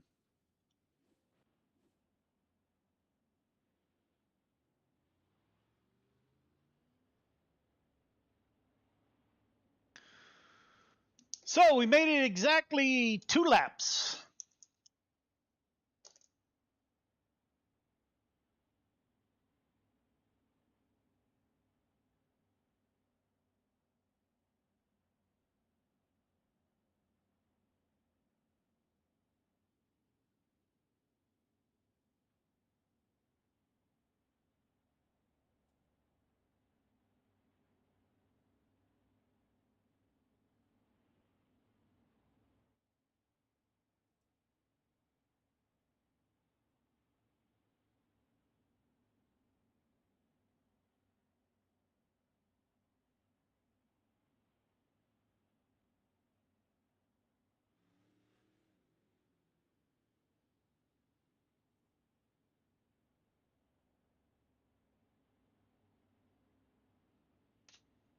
See if Carter can hold down the point with Jeff Kemper behind him. Jordan LaFawn, 515 of Chris Cox falls back to P5. Yes, race control tries to sort out that last mess.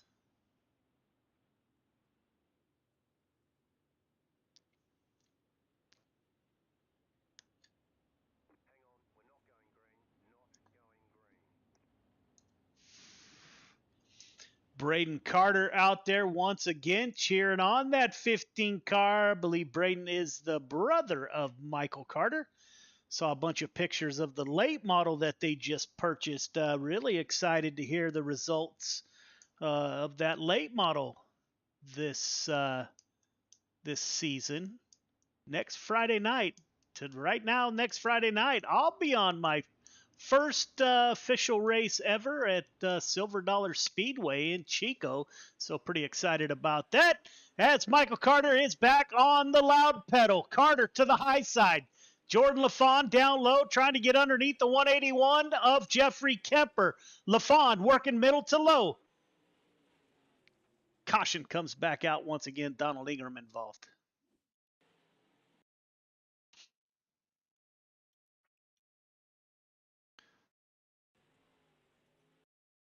Looks like somebody swerved down. That might have been the 21.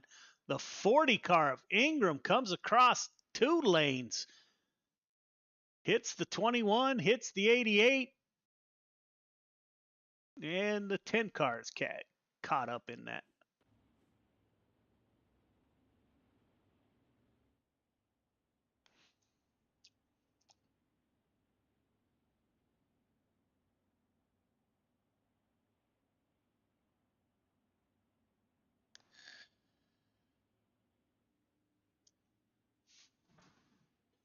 Braden is Michael Carter's son. Right on. Cheered on his dad in that 15 machine.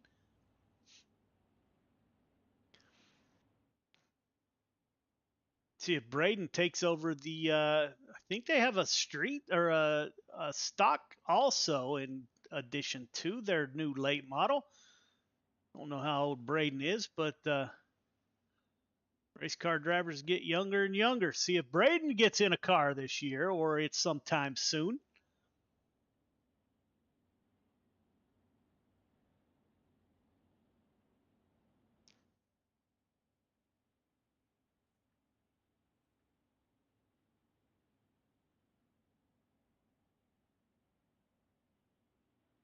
Michael Carter, Jeffrey Kemper, Jordan LaFawn, Rob Piper.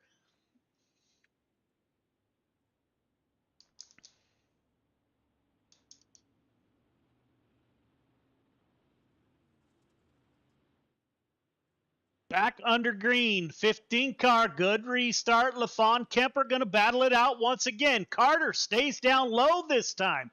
LaFawn able to get by the 181. The battle is on now. Michael Carter, Jordan LaFawn, 2 of the drivers that were a part of the closest finish in Gears Unlimited Friday Night Lights history. .002 between first and third position in that race. Those 2 back at the front of the field. Kemper still trying on the high side. 515 of Chris Cox. He drops down low. 92 of Piper. He's running the high side, bringing the 43 with him. Michael Vitale in the 213, rolling the bottom. Vitale up 3 from his start. Billy Roberts, the biggest mover of the race in the 99. Billy Roberts up 6. Jordan LaFawn making the pass on the 15. 15 car on the high side. Gets the run on LaFawn. We're about to have lap traffic. Another good run by Carter. LaFawn running the middle to bottom. Carter's going to hold the 11 car down there. Lap traffic. LaFawn gets behind the 40 car. 40 car clears the way. Michael Carter able to take over the lead on lap 10 of 25. This is heating up to be a good one. Jeffrey Kemper in P3. Chris Cox in P4. Michael Carter at the front of the field.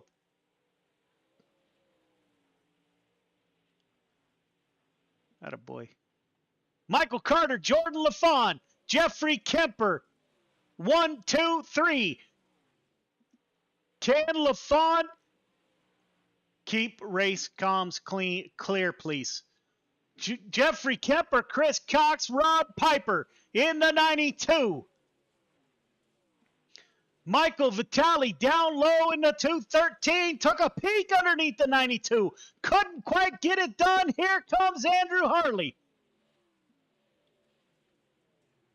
Up front, 40 car once again down on the low side.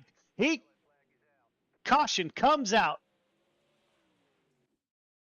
Let's take a look. 40 car, James Ingram looks like involved. Let's take a look. Driver out of Georgia. Running on the low side and shuts it down probably for the night. He's in the pits. Like to thank the Ingram family. They have been with us since almost the beginning. You have three. You have the 40 car. That's Father James Ingram. Then you have Jesse Ingram that ran the 7 car. He's currently admin tonight. And then you got Donald Ingram in the 10 car. Like to thank those folks for coming out and joining us since almost the beginning, I believe. On lap 15 of 25, Michael Carter, Jordan LaFawn at the front of the field. It got heated up there for a while. Let's see if Jordan LaFawn can get back to close that deal.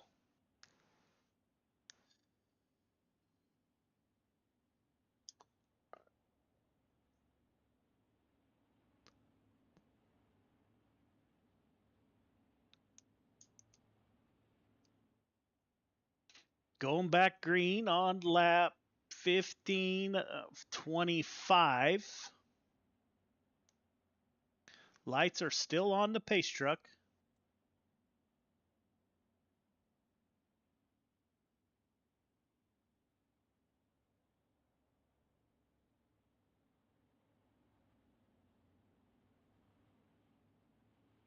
We're going to go single file. We're back underway. Michael Carter, front of the field. Jordan LaFawn, P2. Carter goes down low. LaFawn running the middle with the cut down line off the exit. Jeffrey Kemper in the 181 keeping pace. Chris Cox keeping pace. Michael Vitale rolling the bottom. Billy Roberts up 6 from his start in the 99. Roberts in the mix. Up front, LaFawn and Michael Carter are going to go at it. Let's go on board with Jordan LaFawn and see what it looks like from running behind that 15 car.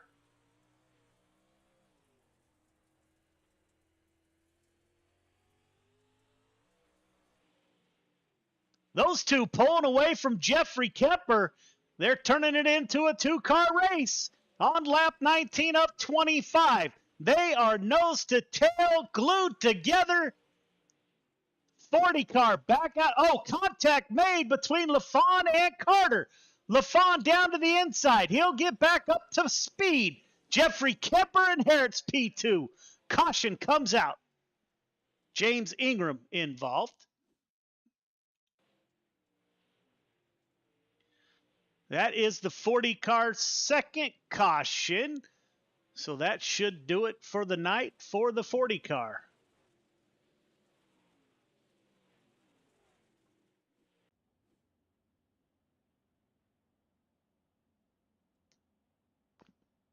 So LaFawn gets his position back. That's interesting. Put the 11 car back to the rear bumper of the 15. Those two made contact not a couple laps ago, so this could get interesting.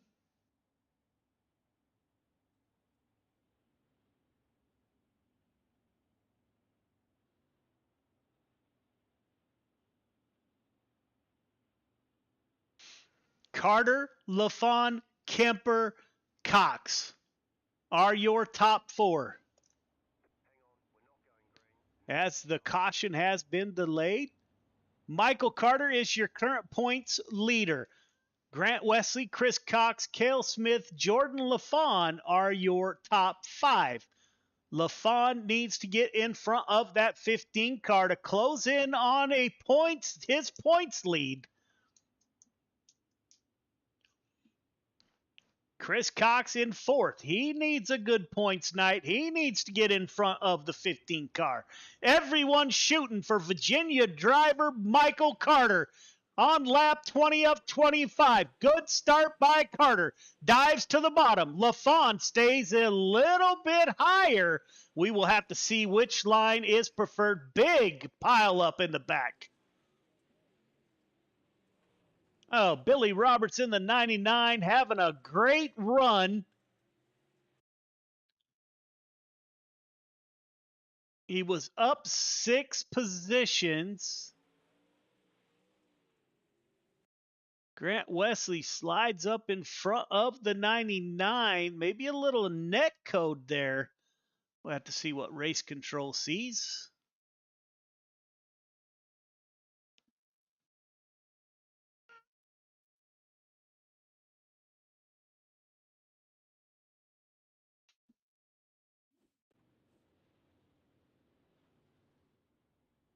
Michael Carter at the front of the field on lap 22 of 25. We're getting down there now. Carter, Jordan LaFawn, Jeff Kemper, our current podium drivers.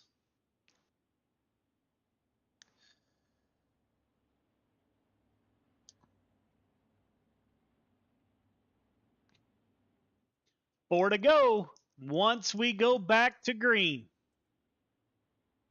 Don't forget, coming up next are the 305 Sprint cars right back here at Pevely, Missouri.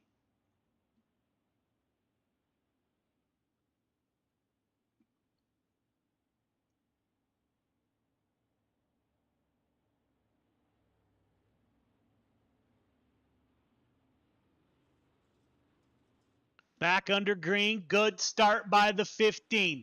LaFawn in tow. LaFawn running the middle. Gonna stay in the middle. As Jeffrey Kemper is trying to make some progress. Michael Carter, Jordan LaFawn coming off a turn number 4. Carter able to hold off the 11 car. Here we go.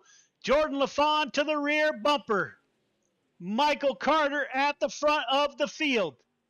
Take a look back at LaFawn as he closes in on that 15.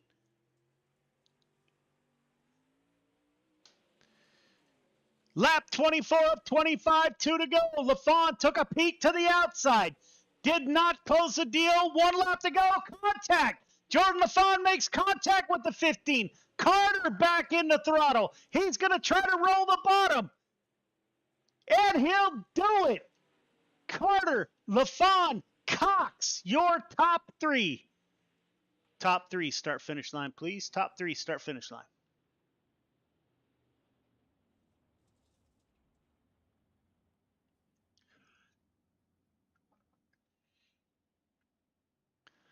We'll get a interview with these two. I'm not sure. We'll have to talk to Jordan LaFawn. Made contact with the 15. He may have let him back by to give him his position. We'll have to find that out here momentarily. Chris, can you back up a little bit, please, sir?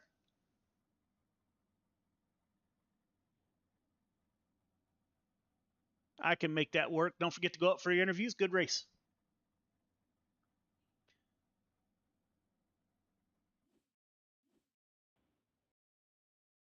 We'll get a word with the driver out of Des Moines, Iowa, Chris Cox.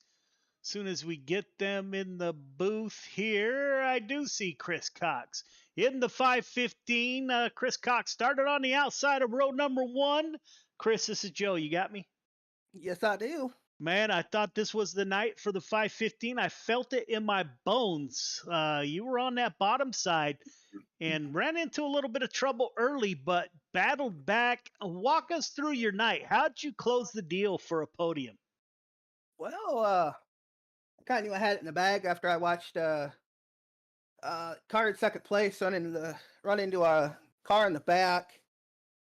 I figured something was going to happen there. I accidentally got a third just because I bumped Jeffrey coming out of, or actually going into 1. Car snapped on me. Barely got into him. I don't think it upset him too bad, but it was enough to bump him back.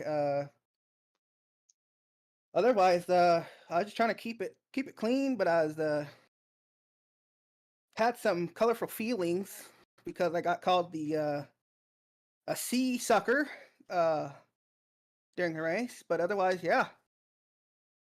Yeah, can you send that in Discord? Which lap, please? Yeah. But you closed the deal. You finished on the podium in the 515, man. Who do you want to thank on that ride for a drive to a podium finish? I'd like to thank the Ingram family for being my teammates in Top Secret. you guys for putting this on. You for streaming this. Clayton for adminning. Well, Jesse's for adminning tonight. My two sponsors. I'd like to thank MGC Desktop Fabrications and my new sponsor. Well, I think they're my new sponsor is Tightline Apparel. Oh, right on. Congratulations on the new sponsor. Good run. You going to run sprint cars? Yes, I will. Right on, man. We'll see you there. Yep. See you then. I do not see. There he is. Jordan LaFawn in the 11 car. He moves up 2 from his start. Jordan, this is Joe. You got me? Yes, sir. Joe, how are we? Man, that was a battle between you and Michael. You guys put on a whale of a show up front. I got to ask, you made contact. Did you give the position back, or did something happen to that 11 ride? I gave it back to him. I wasn't going to win it like that. I didn't mean to get into him there. I tried tried driving it in there a little deep, tried driving around him on the outside, and I clipped his left rear. I wasn't going to win it like that. Yeah. Other than that, heat race was a little rough there. Don't know what the hell I did to Chris, but he gave me a whale of a door. Didn't like it.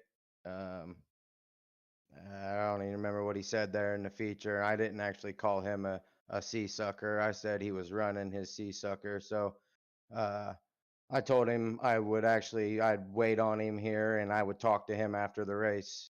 So we'll see if he wants to show up and we can talk it out. But other than that, I'd just like to thank the guys over at House of Speed. My grandma Pete, as always, for hanging out in here. Justin's sick. I know he's watching. He's on his boy's birthday vacation there at the Great Wolf Lodge. GY6RN, Big Bacon Media Gaming, Blaze Designs, Cocky Floyd Consulting, and you, Joe, for broadcasting these races for us. And Yeah. congrats to Mike on the win. Yeah, man. I was wondering if Justin wasn't in your ear here as your spotter. Kind of curious about that. Grandma Pete out there going absolutely nuts. I'm certain of that. Yeah, man. Great run. And are you done for the night? Yeah, I am done for the night. And no, he wasn't actually. Would have been cool to have somebody in my ear. But no, it was just me trying to drive this thing. So Yeah. again, hats off to Mike on the win. And see you guys next week. Yeah, heck of a job, my friend. Thank you, sir. Yeah, man. Michael Carter in the 15 car puts on a show at the front of the field, led the majority of the race with Braden out there cheering you on. Michael, this is Joe. You got me? Yes, sir. Man, that was gonna be a real good one. Got a little too close at the end, barring that contact, man. I think we were looking at another amazing finish, but once that 15 car got out front, man, that's almost a closed deal. Now the 11 car thought better of it. It would have been close, man. What do you think about your run tonight? Yeah, we had an awesome run, man. Me and Jordan was sitting there definitely battling. Um, no harm, no foul. You know, he got in me there, but he could have threw the block on me 3 and 4, but he left me room. So I appreciate that. And you know, I threw the slider on him, and luckily it held, and we got the win. But besides that, man, track was racy. You know, there was a couple different lines, and I tried the top there, and it was good there for the first part, and then it started going away, and so I just kind of stuck to the bottom and tried to take up the whole track, and it worked out. Besides that little contact there, it was a great race.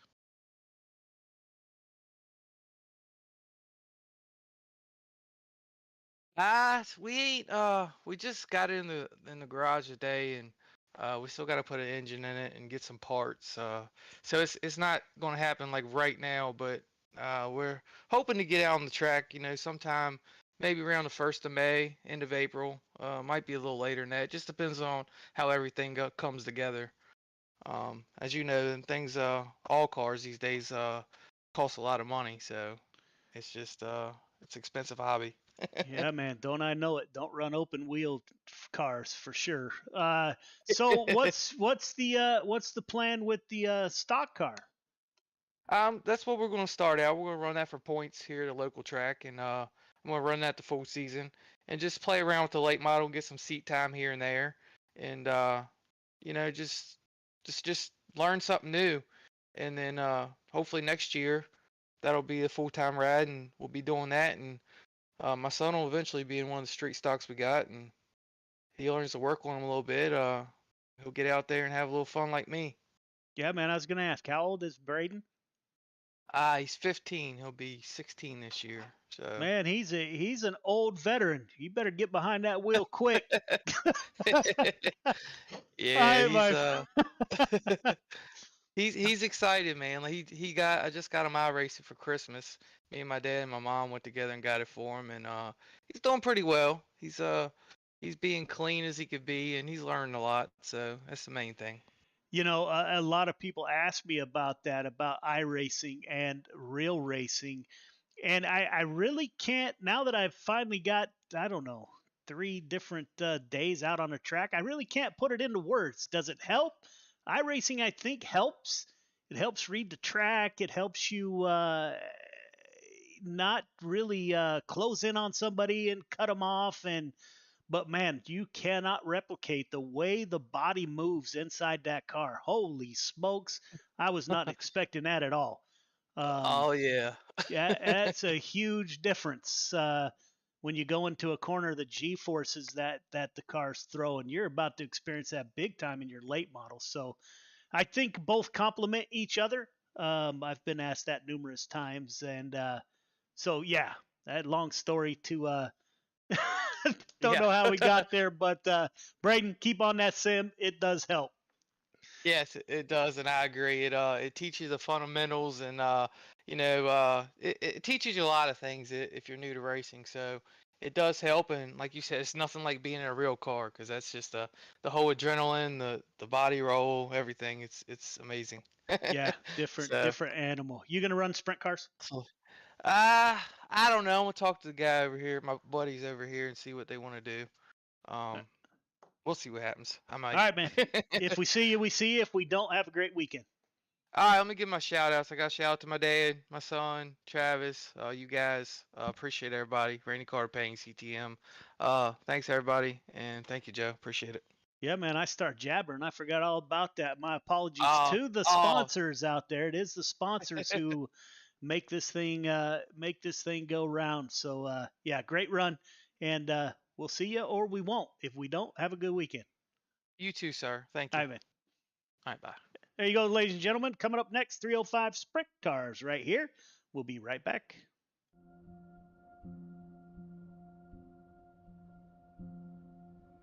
Soldiers, sailors, airmen and women enlist in the armed forces for many reasons, including a sense of duty, patriotism, the adventure, travel, and adrenaline.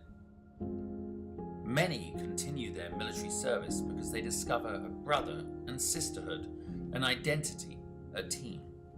When service members are injured or wounded and can no longer perform their military duties, they quickly find themselves removed from their team, no longer serving the purpose for which they trained. I came back from Afghanistan in 2013, and it was kind of a trial and error of finding out, after the military, what's next in life. Being forced to leave a military career filled with purpose and pride can be challenging. Some challenges may leave lasting scars. An illness, wound, or injury can make anyone question their worth and sense of belonging after military service. 35 years in the Army, and I needed something to transition into. And so from that transition came an idea, and the idea was this. Even though a military career may be coming to an end, or already ended, recovery can occur in the most unexpected places with unforeseen opportunities. Recovery, whether physical or mental, has no defined beginning or ending.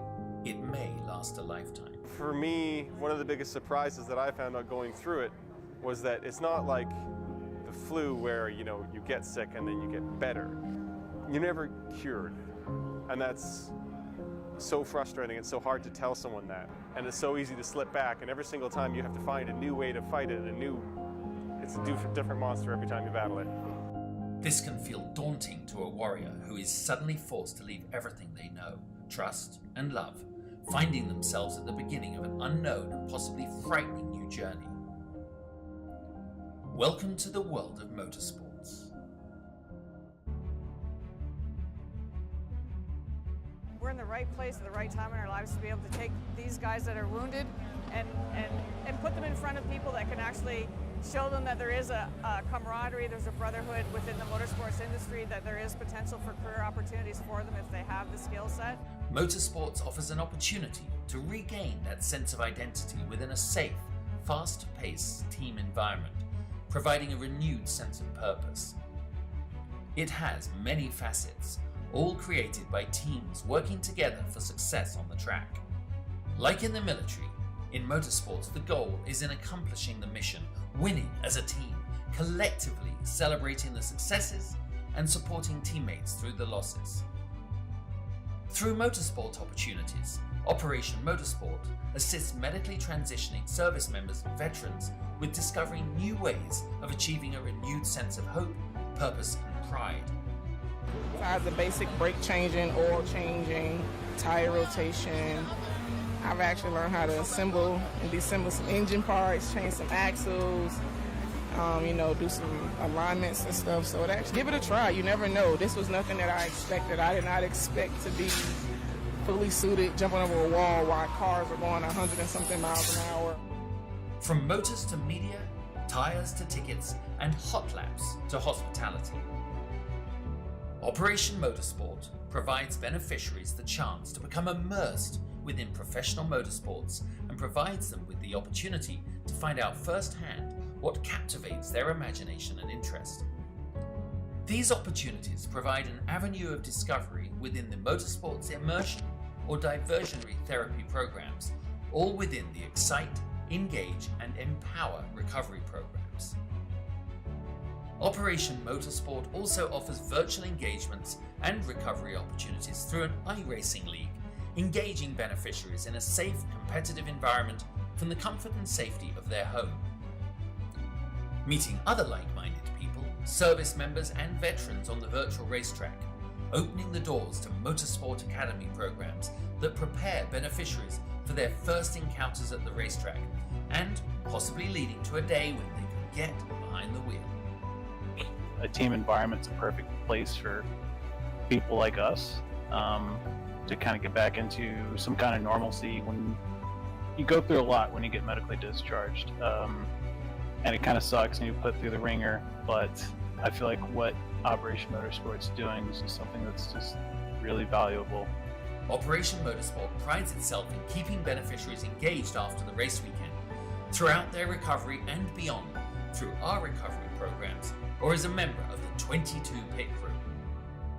No matter the background or story, Operation Motorsport is always there to listen, provide a safe and comfortable space, and a trusted circle of confidence that is open and honest about what difficulties may lie ahead for those transitioning out of a military career.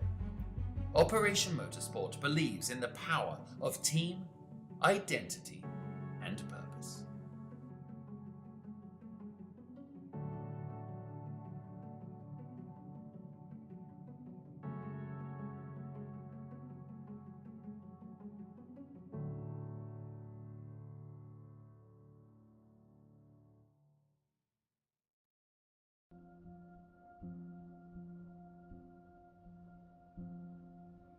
Soldiers, sailors, airmen, and women enlist in the armed forces for many reasons, including a sense of Yes, that's why. So we'll just give them a quick brush and then we'll get our stuff on, and then we have like an obstacle course. And so you don't know why you're smiling. We always smile. Smiling's the best. The Mission 22 Equine Program is a riding program for children of veterans. We also serve grandchildren or direct family members of veterans. It's a lot of fun, and I've always loved horses. We have private lessons and group lessons, but it's not just writing. You know, writing lessons, people just think that that's all it is. But we have the opportunity here to really build confidence, to lower stress levels, to give them an outlet and opportunity to spend time doing something healthy and productive.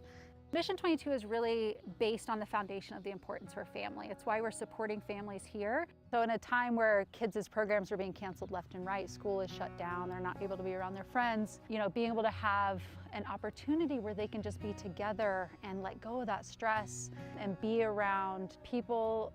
Again, honestly, it's just really that simple, being around people. You know, who would have thought that it was something as simple as that? That's okay. You want to grab his reins and then I'll have you walk him forward. It's really a special thing to watch these kids come every week and build a partnership and a relationship with their horse. It lets them forget about everything that's going on in life, being able to come here, kind of shut the world out a little bit and have a really stress-free, fun environment.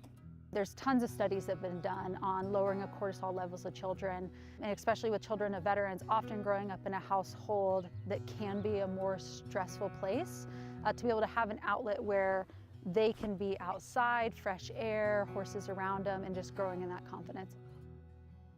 Horses are really unique. They're very intuitive to people. They're very emotionally intelligent. They're very emotional animals, very in tune to people. They have a great way of reading people as well. They can pick up on if you're feeling nervous or scared or excited. They're very reflective to how you feel. And so it's a great way to kind of check in with yourself and see how you're feeling because they'll let you know. When you're riding bareback, it's really important to think about keeping your thighs nice and snug. Watch your spacing. Remember 1 to 2 horse lengths in between. Nice work.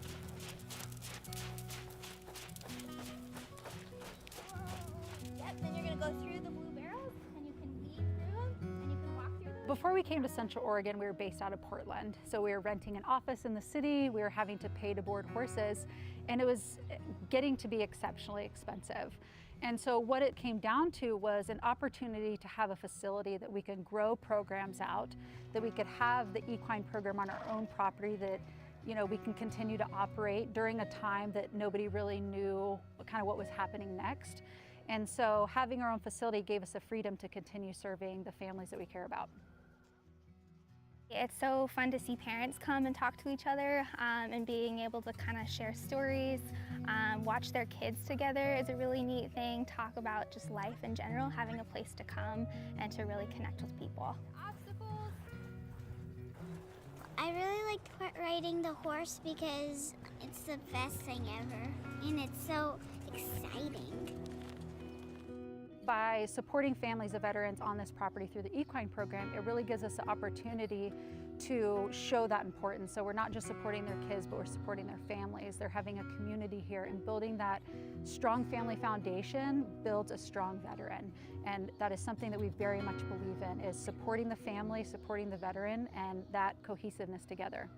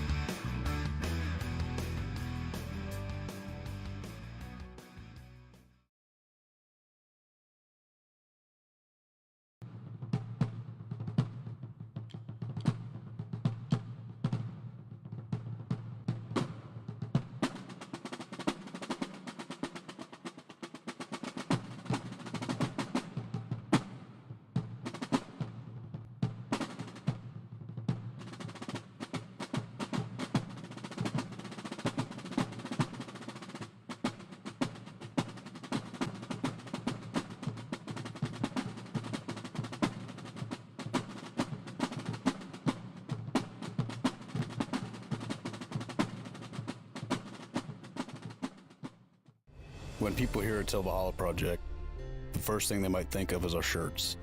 But what most people don't know is that our plaques came first and the t-shirts came second. What some people might not know is that the same shirts that we make day in and day out allowed us to do unbelievable things for unbelievable people. Whether it's donating our proceeds to reduce veteran suicide or gifting handcrafted memorial plaques to the families of fallen heroes, these t-shirts simply stand for honor and freedom, two words that wouldn't exist without our heroes. This makes Tilvalhalla Project a place where fallen heroes truly live on forever.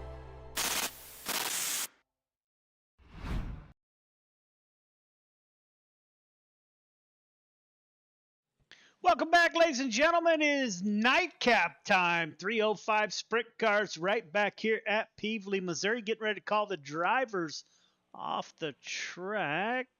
Got that done. And you're going to ride along with us. Thanks for staying with us for tonight. And let's get the show underway. All drivers, clear the track, please. All drivers, clear the track. Looks like Randy Shree's at the top of the board with 11.583 in practice. Matt Grimm in P2. All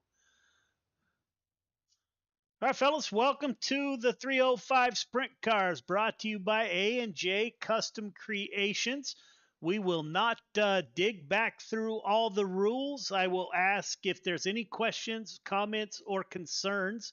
Now would be the time. Keep in mind, we are not broadcast next week. Any questions, comments, or concerns?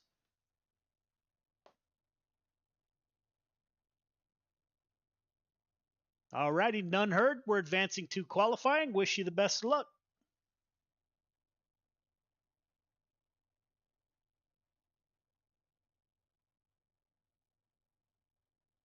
Tonight's quick time qualifying brought to you by Chatham Motorsports. Gavin Chatham has been a huge supporter of Friday Night Lights back before we had any sponsors or any support. Gavin Chatham was always there to help us out, and that is greatly appreciated. Don't know if Gavin's in the field tonight. I don't see him in the field. But anyway, he's the quick time qualifier sponsor for tonight. 238 of Anthony Marfulio out on track, driver out of New Hampshire. Dylan Burks is with us in the 02 machine. Let's bring up the times here. Brian Dickens in the 122 is out on track. Kurt Schatzer in the 18 machine out on track. Brian Dickens top of the board, 11.585 for Dickens. Michael Vitale in the 213, fourth quick. Now fifth quick, 11.686. Gavin Chatham, top of the board, 11.516, trying to get some of his cash back. Randy Shreves, P2, 11.583. Caden Berry in the 12 car, running the high side. YOB Racing driver at the line. 14th quick, 12.167 for the 12 car. Matt Grimm with us. He shuts it down. 11th quick. Caden Berry second. Up to 2 on the board. 11.568 for the youngster out of New Hampshire. The KB fan club out there going nuts as we are about to wrap up. Jeffrey Kemper, 7th quick. 11.661 for Kemper. All right, gentlemen, we are going to advance. Everyone has qualified.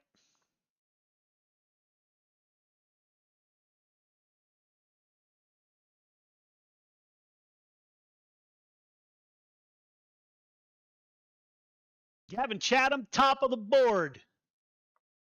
We'll get a word. We'll congratulate Gavin for getting some of his cash back. Heat 1 to the grid. Heat 1 to the grid, please. Gavin Chatham, Randy Shreves on the front row. Kurt Schatzer, Jeffrey Kemper in row 2. Anthony Marfulio, Chris Cox in 3. Jason Haynes and David Tormachi round out your field of 8 drivers. All right, drivers, welcome to heat number 1. You guys know the drill. Got 8 laps to get it done. Leader, 1.5 car length behind a pace truck, please. Everybody else, tighten it up. Half car length between yourself and the car in front of you.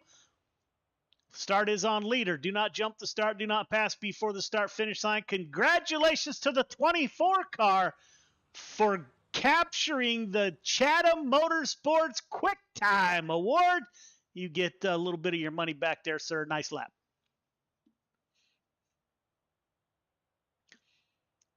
Got 8 laps. We should have 2 heat races and a 30-lap feature.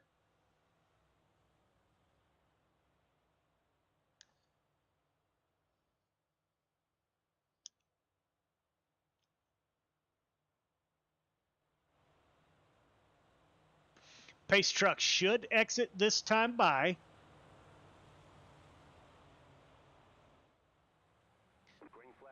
We are underway. Gavin Chatham dives down to not quite the bottom. He stays a little bit off that bottom. Randy Shreves, P2. Kurt Schatzer in the 18, P3. Anthony Marfulio in the 238 in P4. Got a whole side of the 181 next to him. That's Jeffrey Kemper, the driver out of Oregon. 66 car of Hines. He threw that right rear out towards the 515 of Chris Cox and David Torbachi in the 313. Up front, Gavin Chatham on lap 4 of 8. Chatham, Shreves, Schatzer, Kemper, your top 4. Top 3 breaking away from the field. Does Shreves have anything for Chatham?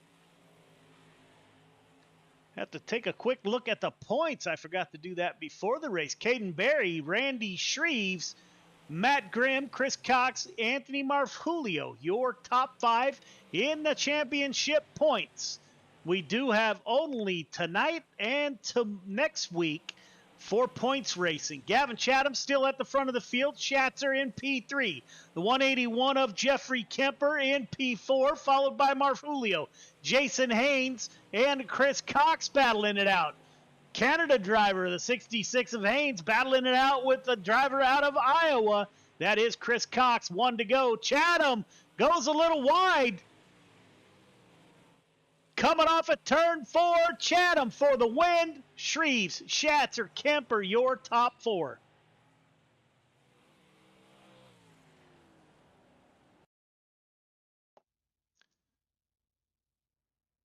Heat 2 to the grid. Heat 2 to the grid, please. Caden Berry, Brian Dickens on the front row. Dylan Burks, Donald Ingram in row 2. Michael Vitale, Matt Grimm in 3. Andrew Harley and James Ingram is not in the field. James, I forgot to disqualify you. My apologies. All right, leader, you know the drill. 1.5 car length behind the pace truck, please. Everybody else, once you get the 1 to go, tighten it up. Half car length between yourself, the car in front of you. 8 laps to get it done. Everyone heading to the feature. Race hard, race clean. Good luck. So you got the 12 car and the 122 car. So a lot of 2s on that front row getting ready to do battle here. Cars will have 8 laps to get it done. That is your points leader on the pole, and a good start by the youngster out of New Hampshire. Caden Berry to the lead. Brian Dickens in P2. Dylan Burks has his hands full with Vitale and Donald Ingram. Contact is made into the 91 car.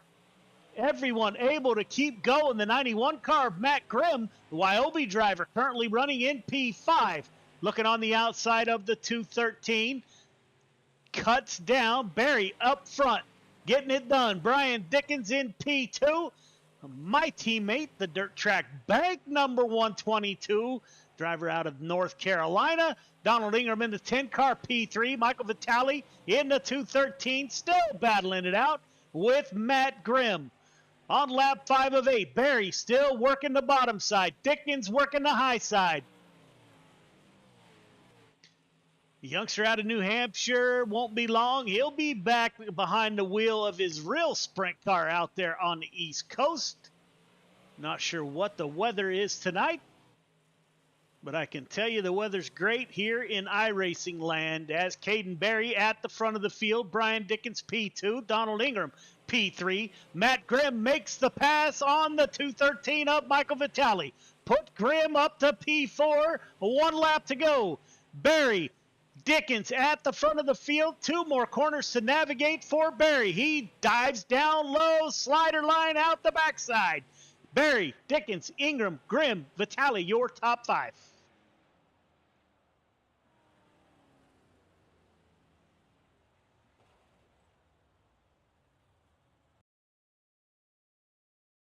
3 minutes of warm up.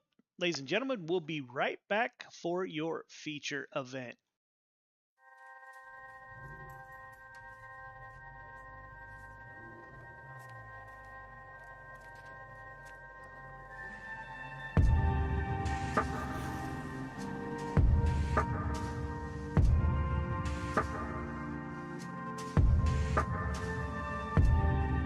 Our biggest thing is getting the word out, awareness of Mission 22, the struggle as it is to fight PTSD and suicide.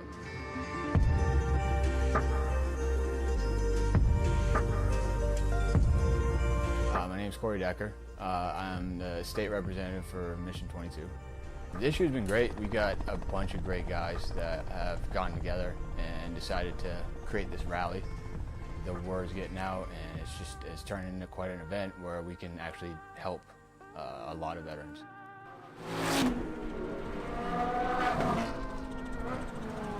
It's a great event, but you really have to go and see it for yourself, and it's really one of those things that's an experience. That just going that weekend, we've seen how it changes people.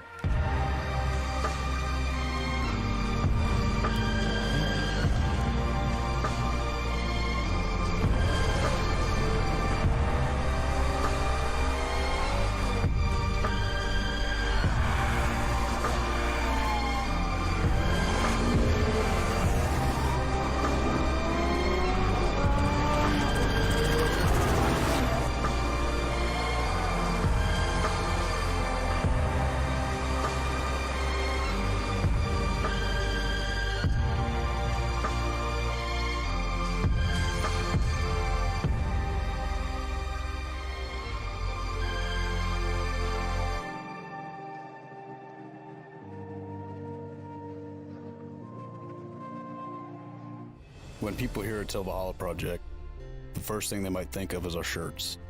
But what most people don't know is that our plaques came first and the t-shirts came second. What some people might not know is that the same shirts that we make day in and day out allowed us to do unbelievable things for unbelievable people. Whether it's donating our proceeds to reduce veteran suicide or gifting handcrafted memorial plaques to the families of fallen heroes, these t-shirts simply stand for honor and freedom. Two words that wouldn't exist without our heroes.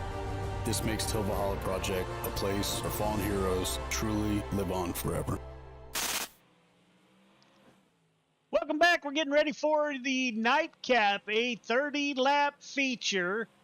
Anthony Marvulio, top of the board in practice, 11.753. Matt Grimm, P2, 11.802.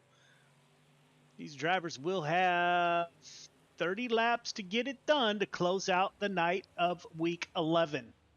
Thank you, everybody out there that has tuned in. I see Sean Stevens out there cheering on the Wyobe guys. Nick Berry, the father of Caden Berry. As always, Nick, thank you for tuning in. Feature to the grid, please. Gavin Chatham, Caden Berry on the front row. Shreves Dickens in row 2. Schatzer Ingram in 3. Kemper Grimm in 4, Marfulio Vitali in 5, Haynes Harley in 6, Cox Burks in 7, Tormachi and James Ingram is not in the field. All right, leader, 1.5 car length behind the pace truck, please. Everybody else, once you get the one to go, tighten it up. Half car length between yourself, the car in front of you. Start is on leader. Everybody else, do not jump the start, do not pass before the start-finish line. Got 30 laps to get it done. Race hard, race clean. Good luck. So let's hope we save the best for last as the 305 sprint cars are about to do battle here at I-55 Speedway at Pevely, Missouri. Pace truck is off. Green flag is out. We are underway. Berry on the high side with a good start. Chatham runs to the bottom. Little bit loose off the bottom, and Berry gets into the wall on the exit of turn number 2. Coming off of 4, side by side at the line. Both drivers wheeling it. We're going to go 3 wide. Berry, Dickens, and Shreves. This race has started out pretty stout. Caden Berry makes the pass, puts the 12 car on the point. Looks like Dickens got into the outside wall. Randy Shreves in the 56. Chatham's not done. He's battling back on that bottom side to 24, getting the bottom to work. Chatham with a great run off the bottom side. Shreves running the middle as the caution comes out. What a start to the night. Let's take a look.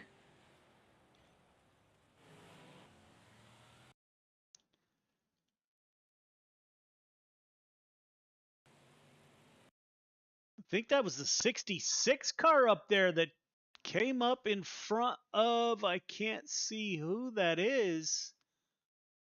That is the 02 car. No place for the 43 to go. Piles in, brings out our first caution.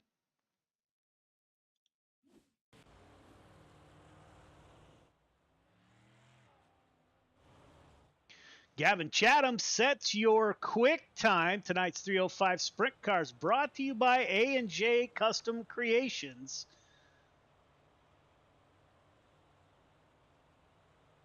Gavin Chatham up to the task so far. He's got a stout task of keeping that 12 car behind him. We'll see how this plays out. Biggest mover of the race so far, Matt Grimm up 4 places in that 91 machine. YOB driver is up 4.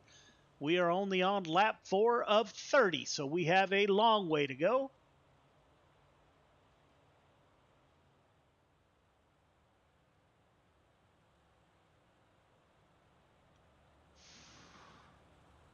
As race control is looking over the replay.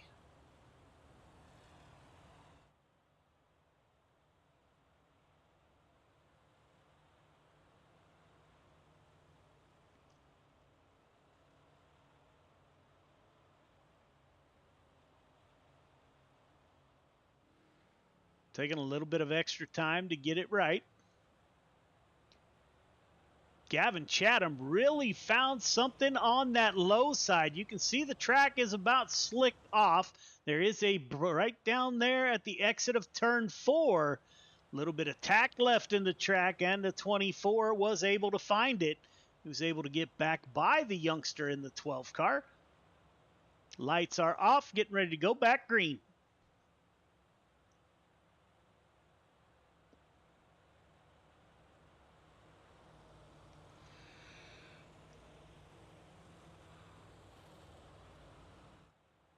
Pace truck is off, as is Gavin Chatham at the front of the field. Shreves gets a run on the outside of Barry. Chatham keeps it down low. Caden Barry with the low entry. He's going to force the issue. Wheel to wheel. Contact made. Shreves scoots by on the high side. The 3 cars, that is Barry, Grimm, and Chatham, clogged up down low. Shreves on the high side. Getting it done in the 56. Caden Barry fighting back on the bottom. Yeah, contact made at the exit of turn number 2. Matt Grimm, Donald Ingram in the 10 car with a good run. Brian Dickens in the 122 starting to come back through the field. Chatham falls all the way back to 6th in the 24. Kurt Schatzer up into the outside fence, able to get the 18 car off the wall. Caden Barry to the point. Randy Shreves running the high side in that 56. As the caution comes out, 213 of Michael Vitale involved.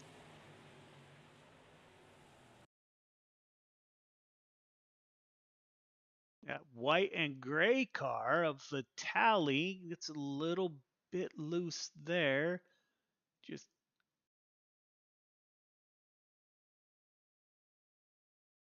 Just makes contact with the right rear of the 238. Around goes Vitale.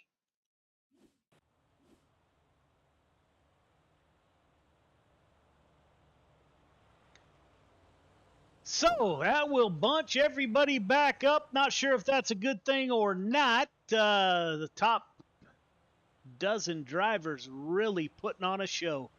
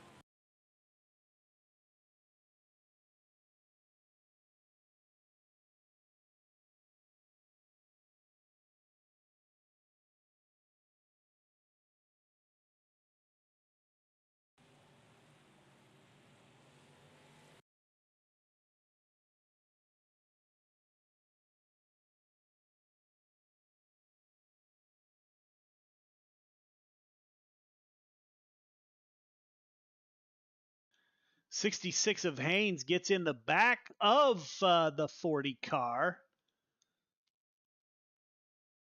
Sorry about that. Mike was on mute once again. You guys missed all the commentary. I was going absolutely nuts inside the broadcast booth. I think my dogs enjoyed it, though. So we're back. Full audio. You got Wyobe drivers running 1-2. Randy Shreves, after the contact, falls back to P5.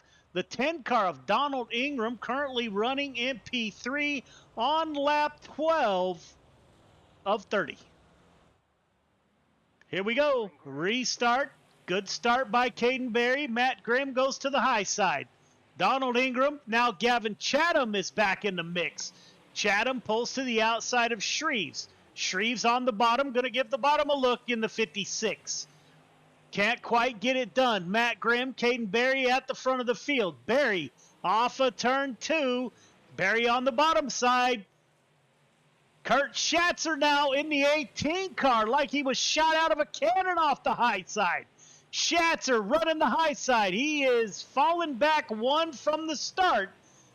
Gets up into the outside fence. Randy Shreves in front of Schatzer. Up front, Caden Berry rolling the bottom. Matt Grimm with a great run off of 2.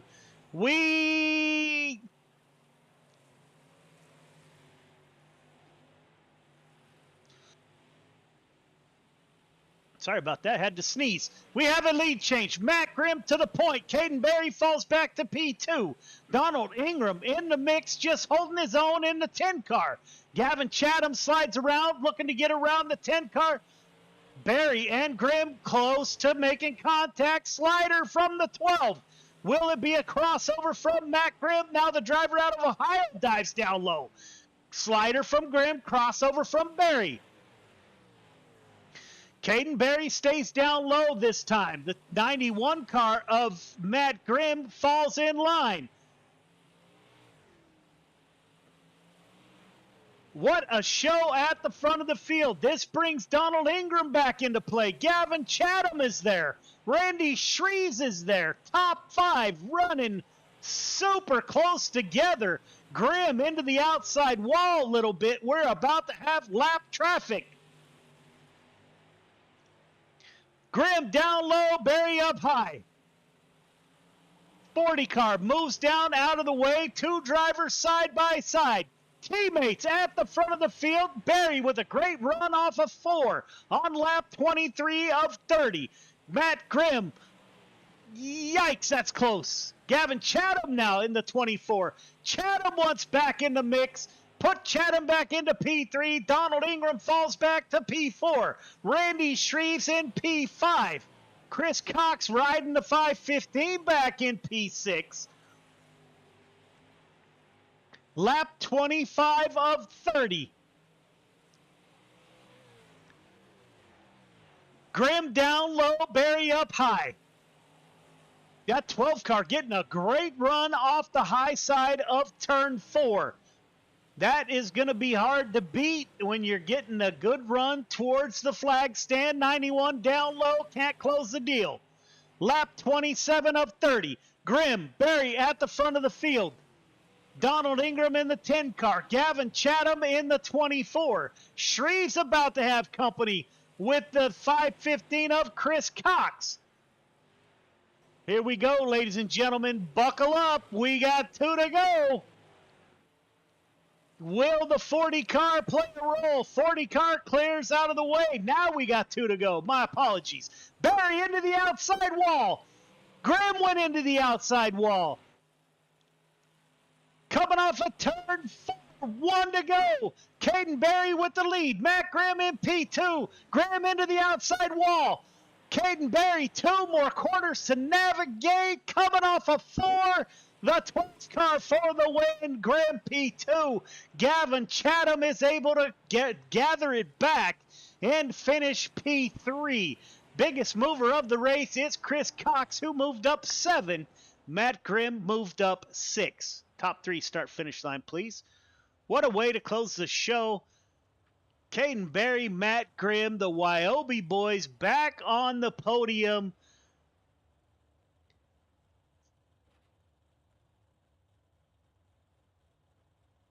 I can make that work. Don't forget to go up for your interviews. We will get a word with your top three. What a race to close out the night.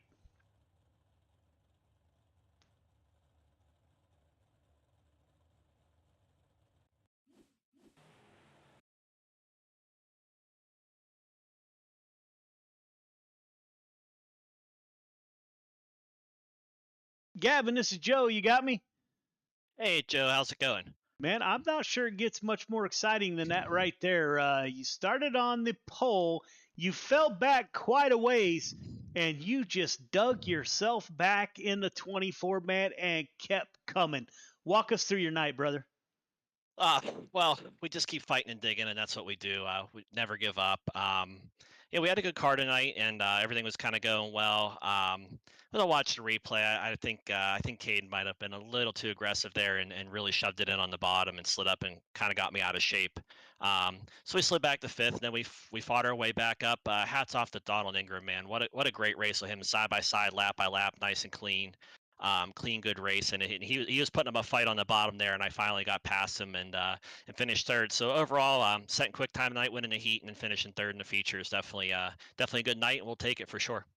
Yeah, man, you got some of your cash back. So for the first time in Gears Unlimited Friday Night's history, I'm going to send you some money instead of you sending all the cash our way. Actually gave you a big shout out on the broadcast, man. Back when we had 0 sponsors and didn't know what we were going to do, you were always there, man. And that is, I will forever be grateful for your support. But anyway, good run in that 24, my friend. Who do you want to thank for your drive to victory lane? I just want to, Joe, thanks for putting this on, and I'm always glad to help and support this league. It's always fun coming out Friday nights and racing and having fun with everybody. I just want to thank Chatham Motorsports, MSMD, Mike Schick Motorsport Designs, Velocity Race Designs, and Northeastern Outlaw Motorsports. I want to thank all the sponsors for them. I want to thank all the fans that came out and watched the racing tonight. I hope we put on a good show for everybody, as always, so they enjoyed it. And I want to thank all my fans out there who I don't thank them enough, and I want to thank all my fans out there who come in and watch some racing, and hopefully I put on a good show for them as well. And I want to thank them for the support and yeah. So thanks, Joe. Yeah, anyone out there want to know more about Gavin Chatham, you can go to Coast Racing Network. Gavin Chatham was on the Pit Side podcast not too long ago and chatted with Roger Craig and Preston Cramner. And if you want to get to know Gavin, check out the Pit Side podcast because he was on there, man. And yeah, congratulations, Gavin. Have a great weekend. Thank you, Joe. We'll see you next time. Have a great weekend, okay? All right, man. Matt Graham drives the 92 car up 6 places from his starting position. Matt, this is Joe. You got me? Yeah, I got you, Joe. Man, great run in the 91. Didn't take you long to get to the front. You kept it clean, and you and Caden Berry had a heck of a battle, man. How'd you get through the field so quick? I just had to pick my line pretty smart, and I mean, we shouldn't have been back there to begin with, but I messed up qualifying, so that's on me.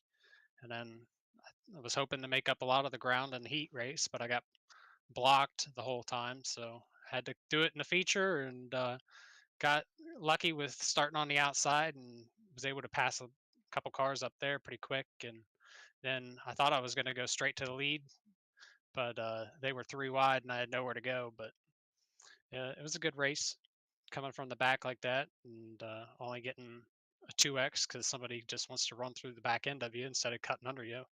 But it is what it is. Yeah, man, great run by that 91. You guys are starting to put on a show here at the front of the field in that Wyobe team drivers. So, man, it is always a pleasure to watch you run, man, and really enjoy our conversations that we had over chat.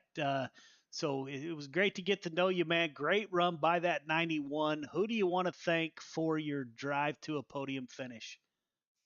Yeah, thanks, man. We'll have to keep talking here once we get through the season and some stuff. But I'd just like to thank everybody at Wyobe, Chasm Computers, CNC Race Designs, Speed Factory Sets, LCJ Carpentry, and Stingray Rock Tools Australia.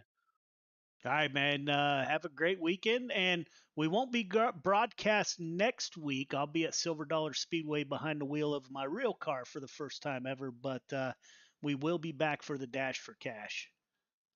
All right, sounds good. Good luck, man. Thank you. Caden Berry, the youngster out of New Hampshire, drives the 12 car, started on the outside of the front row. What, Caden, this is Joe, you got me? Yes, sir. That was insane. At the front of the field, you guys were under a blanket. There were 3 different lines running, and you stayed cool. You kept the 12 car on the point no matter what came at you. Man, how was your night behind the wheel of that 12 car? Man, it was really great. I was just talking to Gavin. I didn't mean to send it in too hot into him there, but points are close. Top 3. Me, Randy, and Matt. So it was close. I was getting the pressure from behind him, and really didn't want to do that to Gavin. But it's just close and tight racing, and didn't really mean to hit him. And we were 3 right down the backstretch, and I knew that I was going to get crazy with Randy on the outside, so I had to just keep it on the throttle and managed to get her done. Yeah, man, you drove the 12 car. Is this the second week? No. How many wins is this in sprint cars this year? I think it's my 3rd win this season with you guys. Yeah, so you didn't win until this winter season. And, man, you are putting it together, my friend, and perfect timing as you practice to get back behind the wheel of your real car. Man, you are putting it together. Who do you want to thank on that ride for your drive to victory lane? I want to thank Team Wyobe and all the guys, Sean, and just can't thank my mom and dad enough. I mean, they just do a lot of work for me and all that stuff. And want to thank my Nana and Grampy. Also want to thank my great-grandmother, Cece, and my Grammy Ryder. They all make it to every show, and it means a lot to me. And also want to thank the Cataclysm Computers, CNC Racing Designs, Speed Factory, LCJ Carpentry, Stainray Rock Tools Australia, and you and Clayton and Jesse tonight for all the broadcasting, and you and everyone else. Yeah, man. So it's you get behind the wheel and drive, which you are obviously very good at. But without those supporters behind you, man, I can tell by the number of Caden Berry fans that we have out here on the broadcast every week that, man, you got a solid foundation behind you back there in New Hampshire. And I wish you all the luck in the world this year behind the wheel of your real car. And also, of course, next week and the Dash for Cash. So great run by you, my friend. And I wish you a great weekend. Yes, thank you. Have a good weekend and good luck in your race. Yeah, man, pretty excited. So we'll talk about that when we get done, see how bad it goes. All right. Have a good weekend. Yeah, you too, man. All right, ladies and gentlemen, there you go. There is Gears Unlimited Friday Night Lights Week 11. We closed out the show with a great race in the 305 sprint cars. Again, I'd like to thank everybody for tuning in as always. And until next time, which we are not broadcast next week, but we will be back for the Week 13 Dash for Cash. I wish everybody a great weekend. And until next time, we'll see you. The goal at any given race is, of course, to win. And CrowdStrike, AWS, and DXDT were fortunate to achieve championship-winning results in 2020. We're extremely proud to be partnering with Operation Motorsport through our racing initiatives. Their program seeks to place military veterans in various positions inside a real racing team. The experience aids in their retraining, recovery, and rehabilitation. So my name is Chad Failing. I'm a staff sergeant retired out of the United States Army. I am with Kevin Boehm under DXDT. You're getting creative. You're getting taught to think outside of the box. We couldn't be more proud to be affiliated with this great program. In the spirit of giving back to the community and creating meaningful opportunities, we're committed to building a diverse motorsports platform with the amazing men and women who have served our country.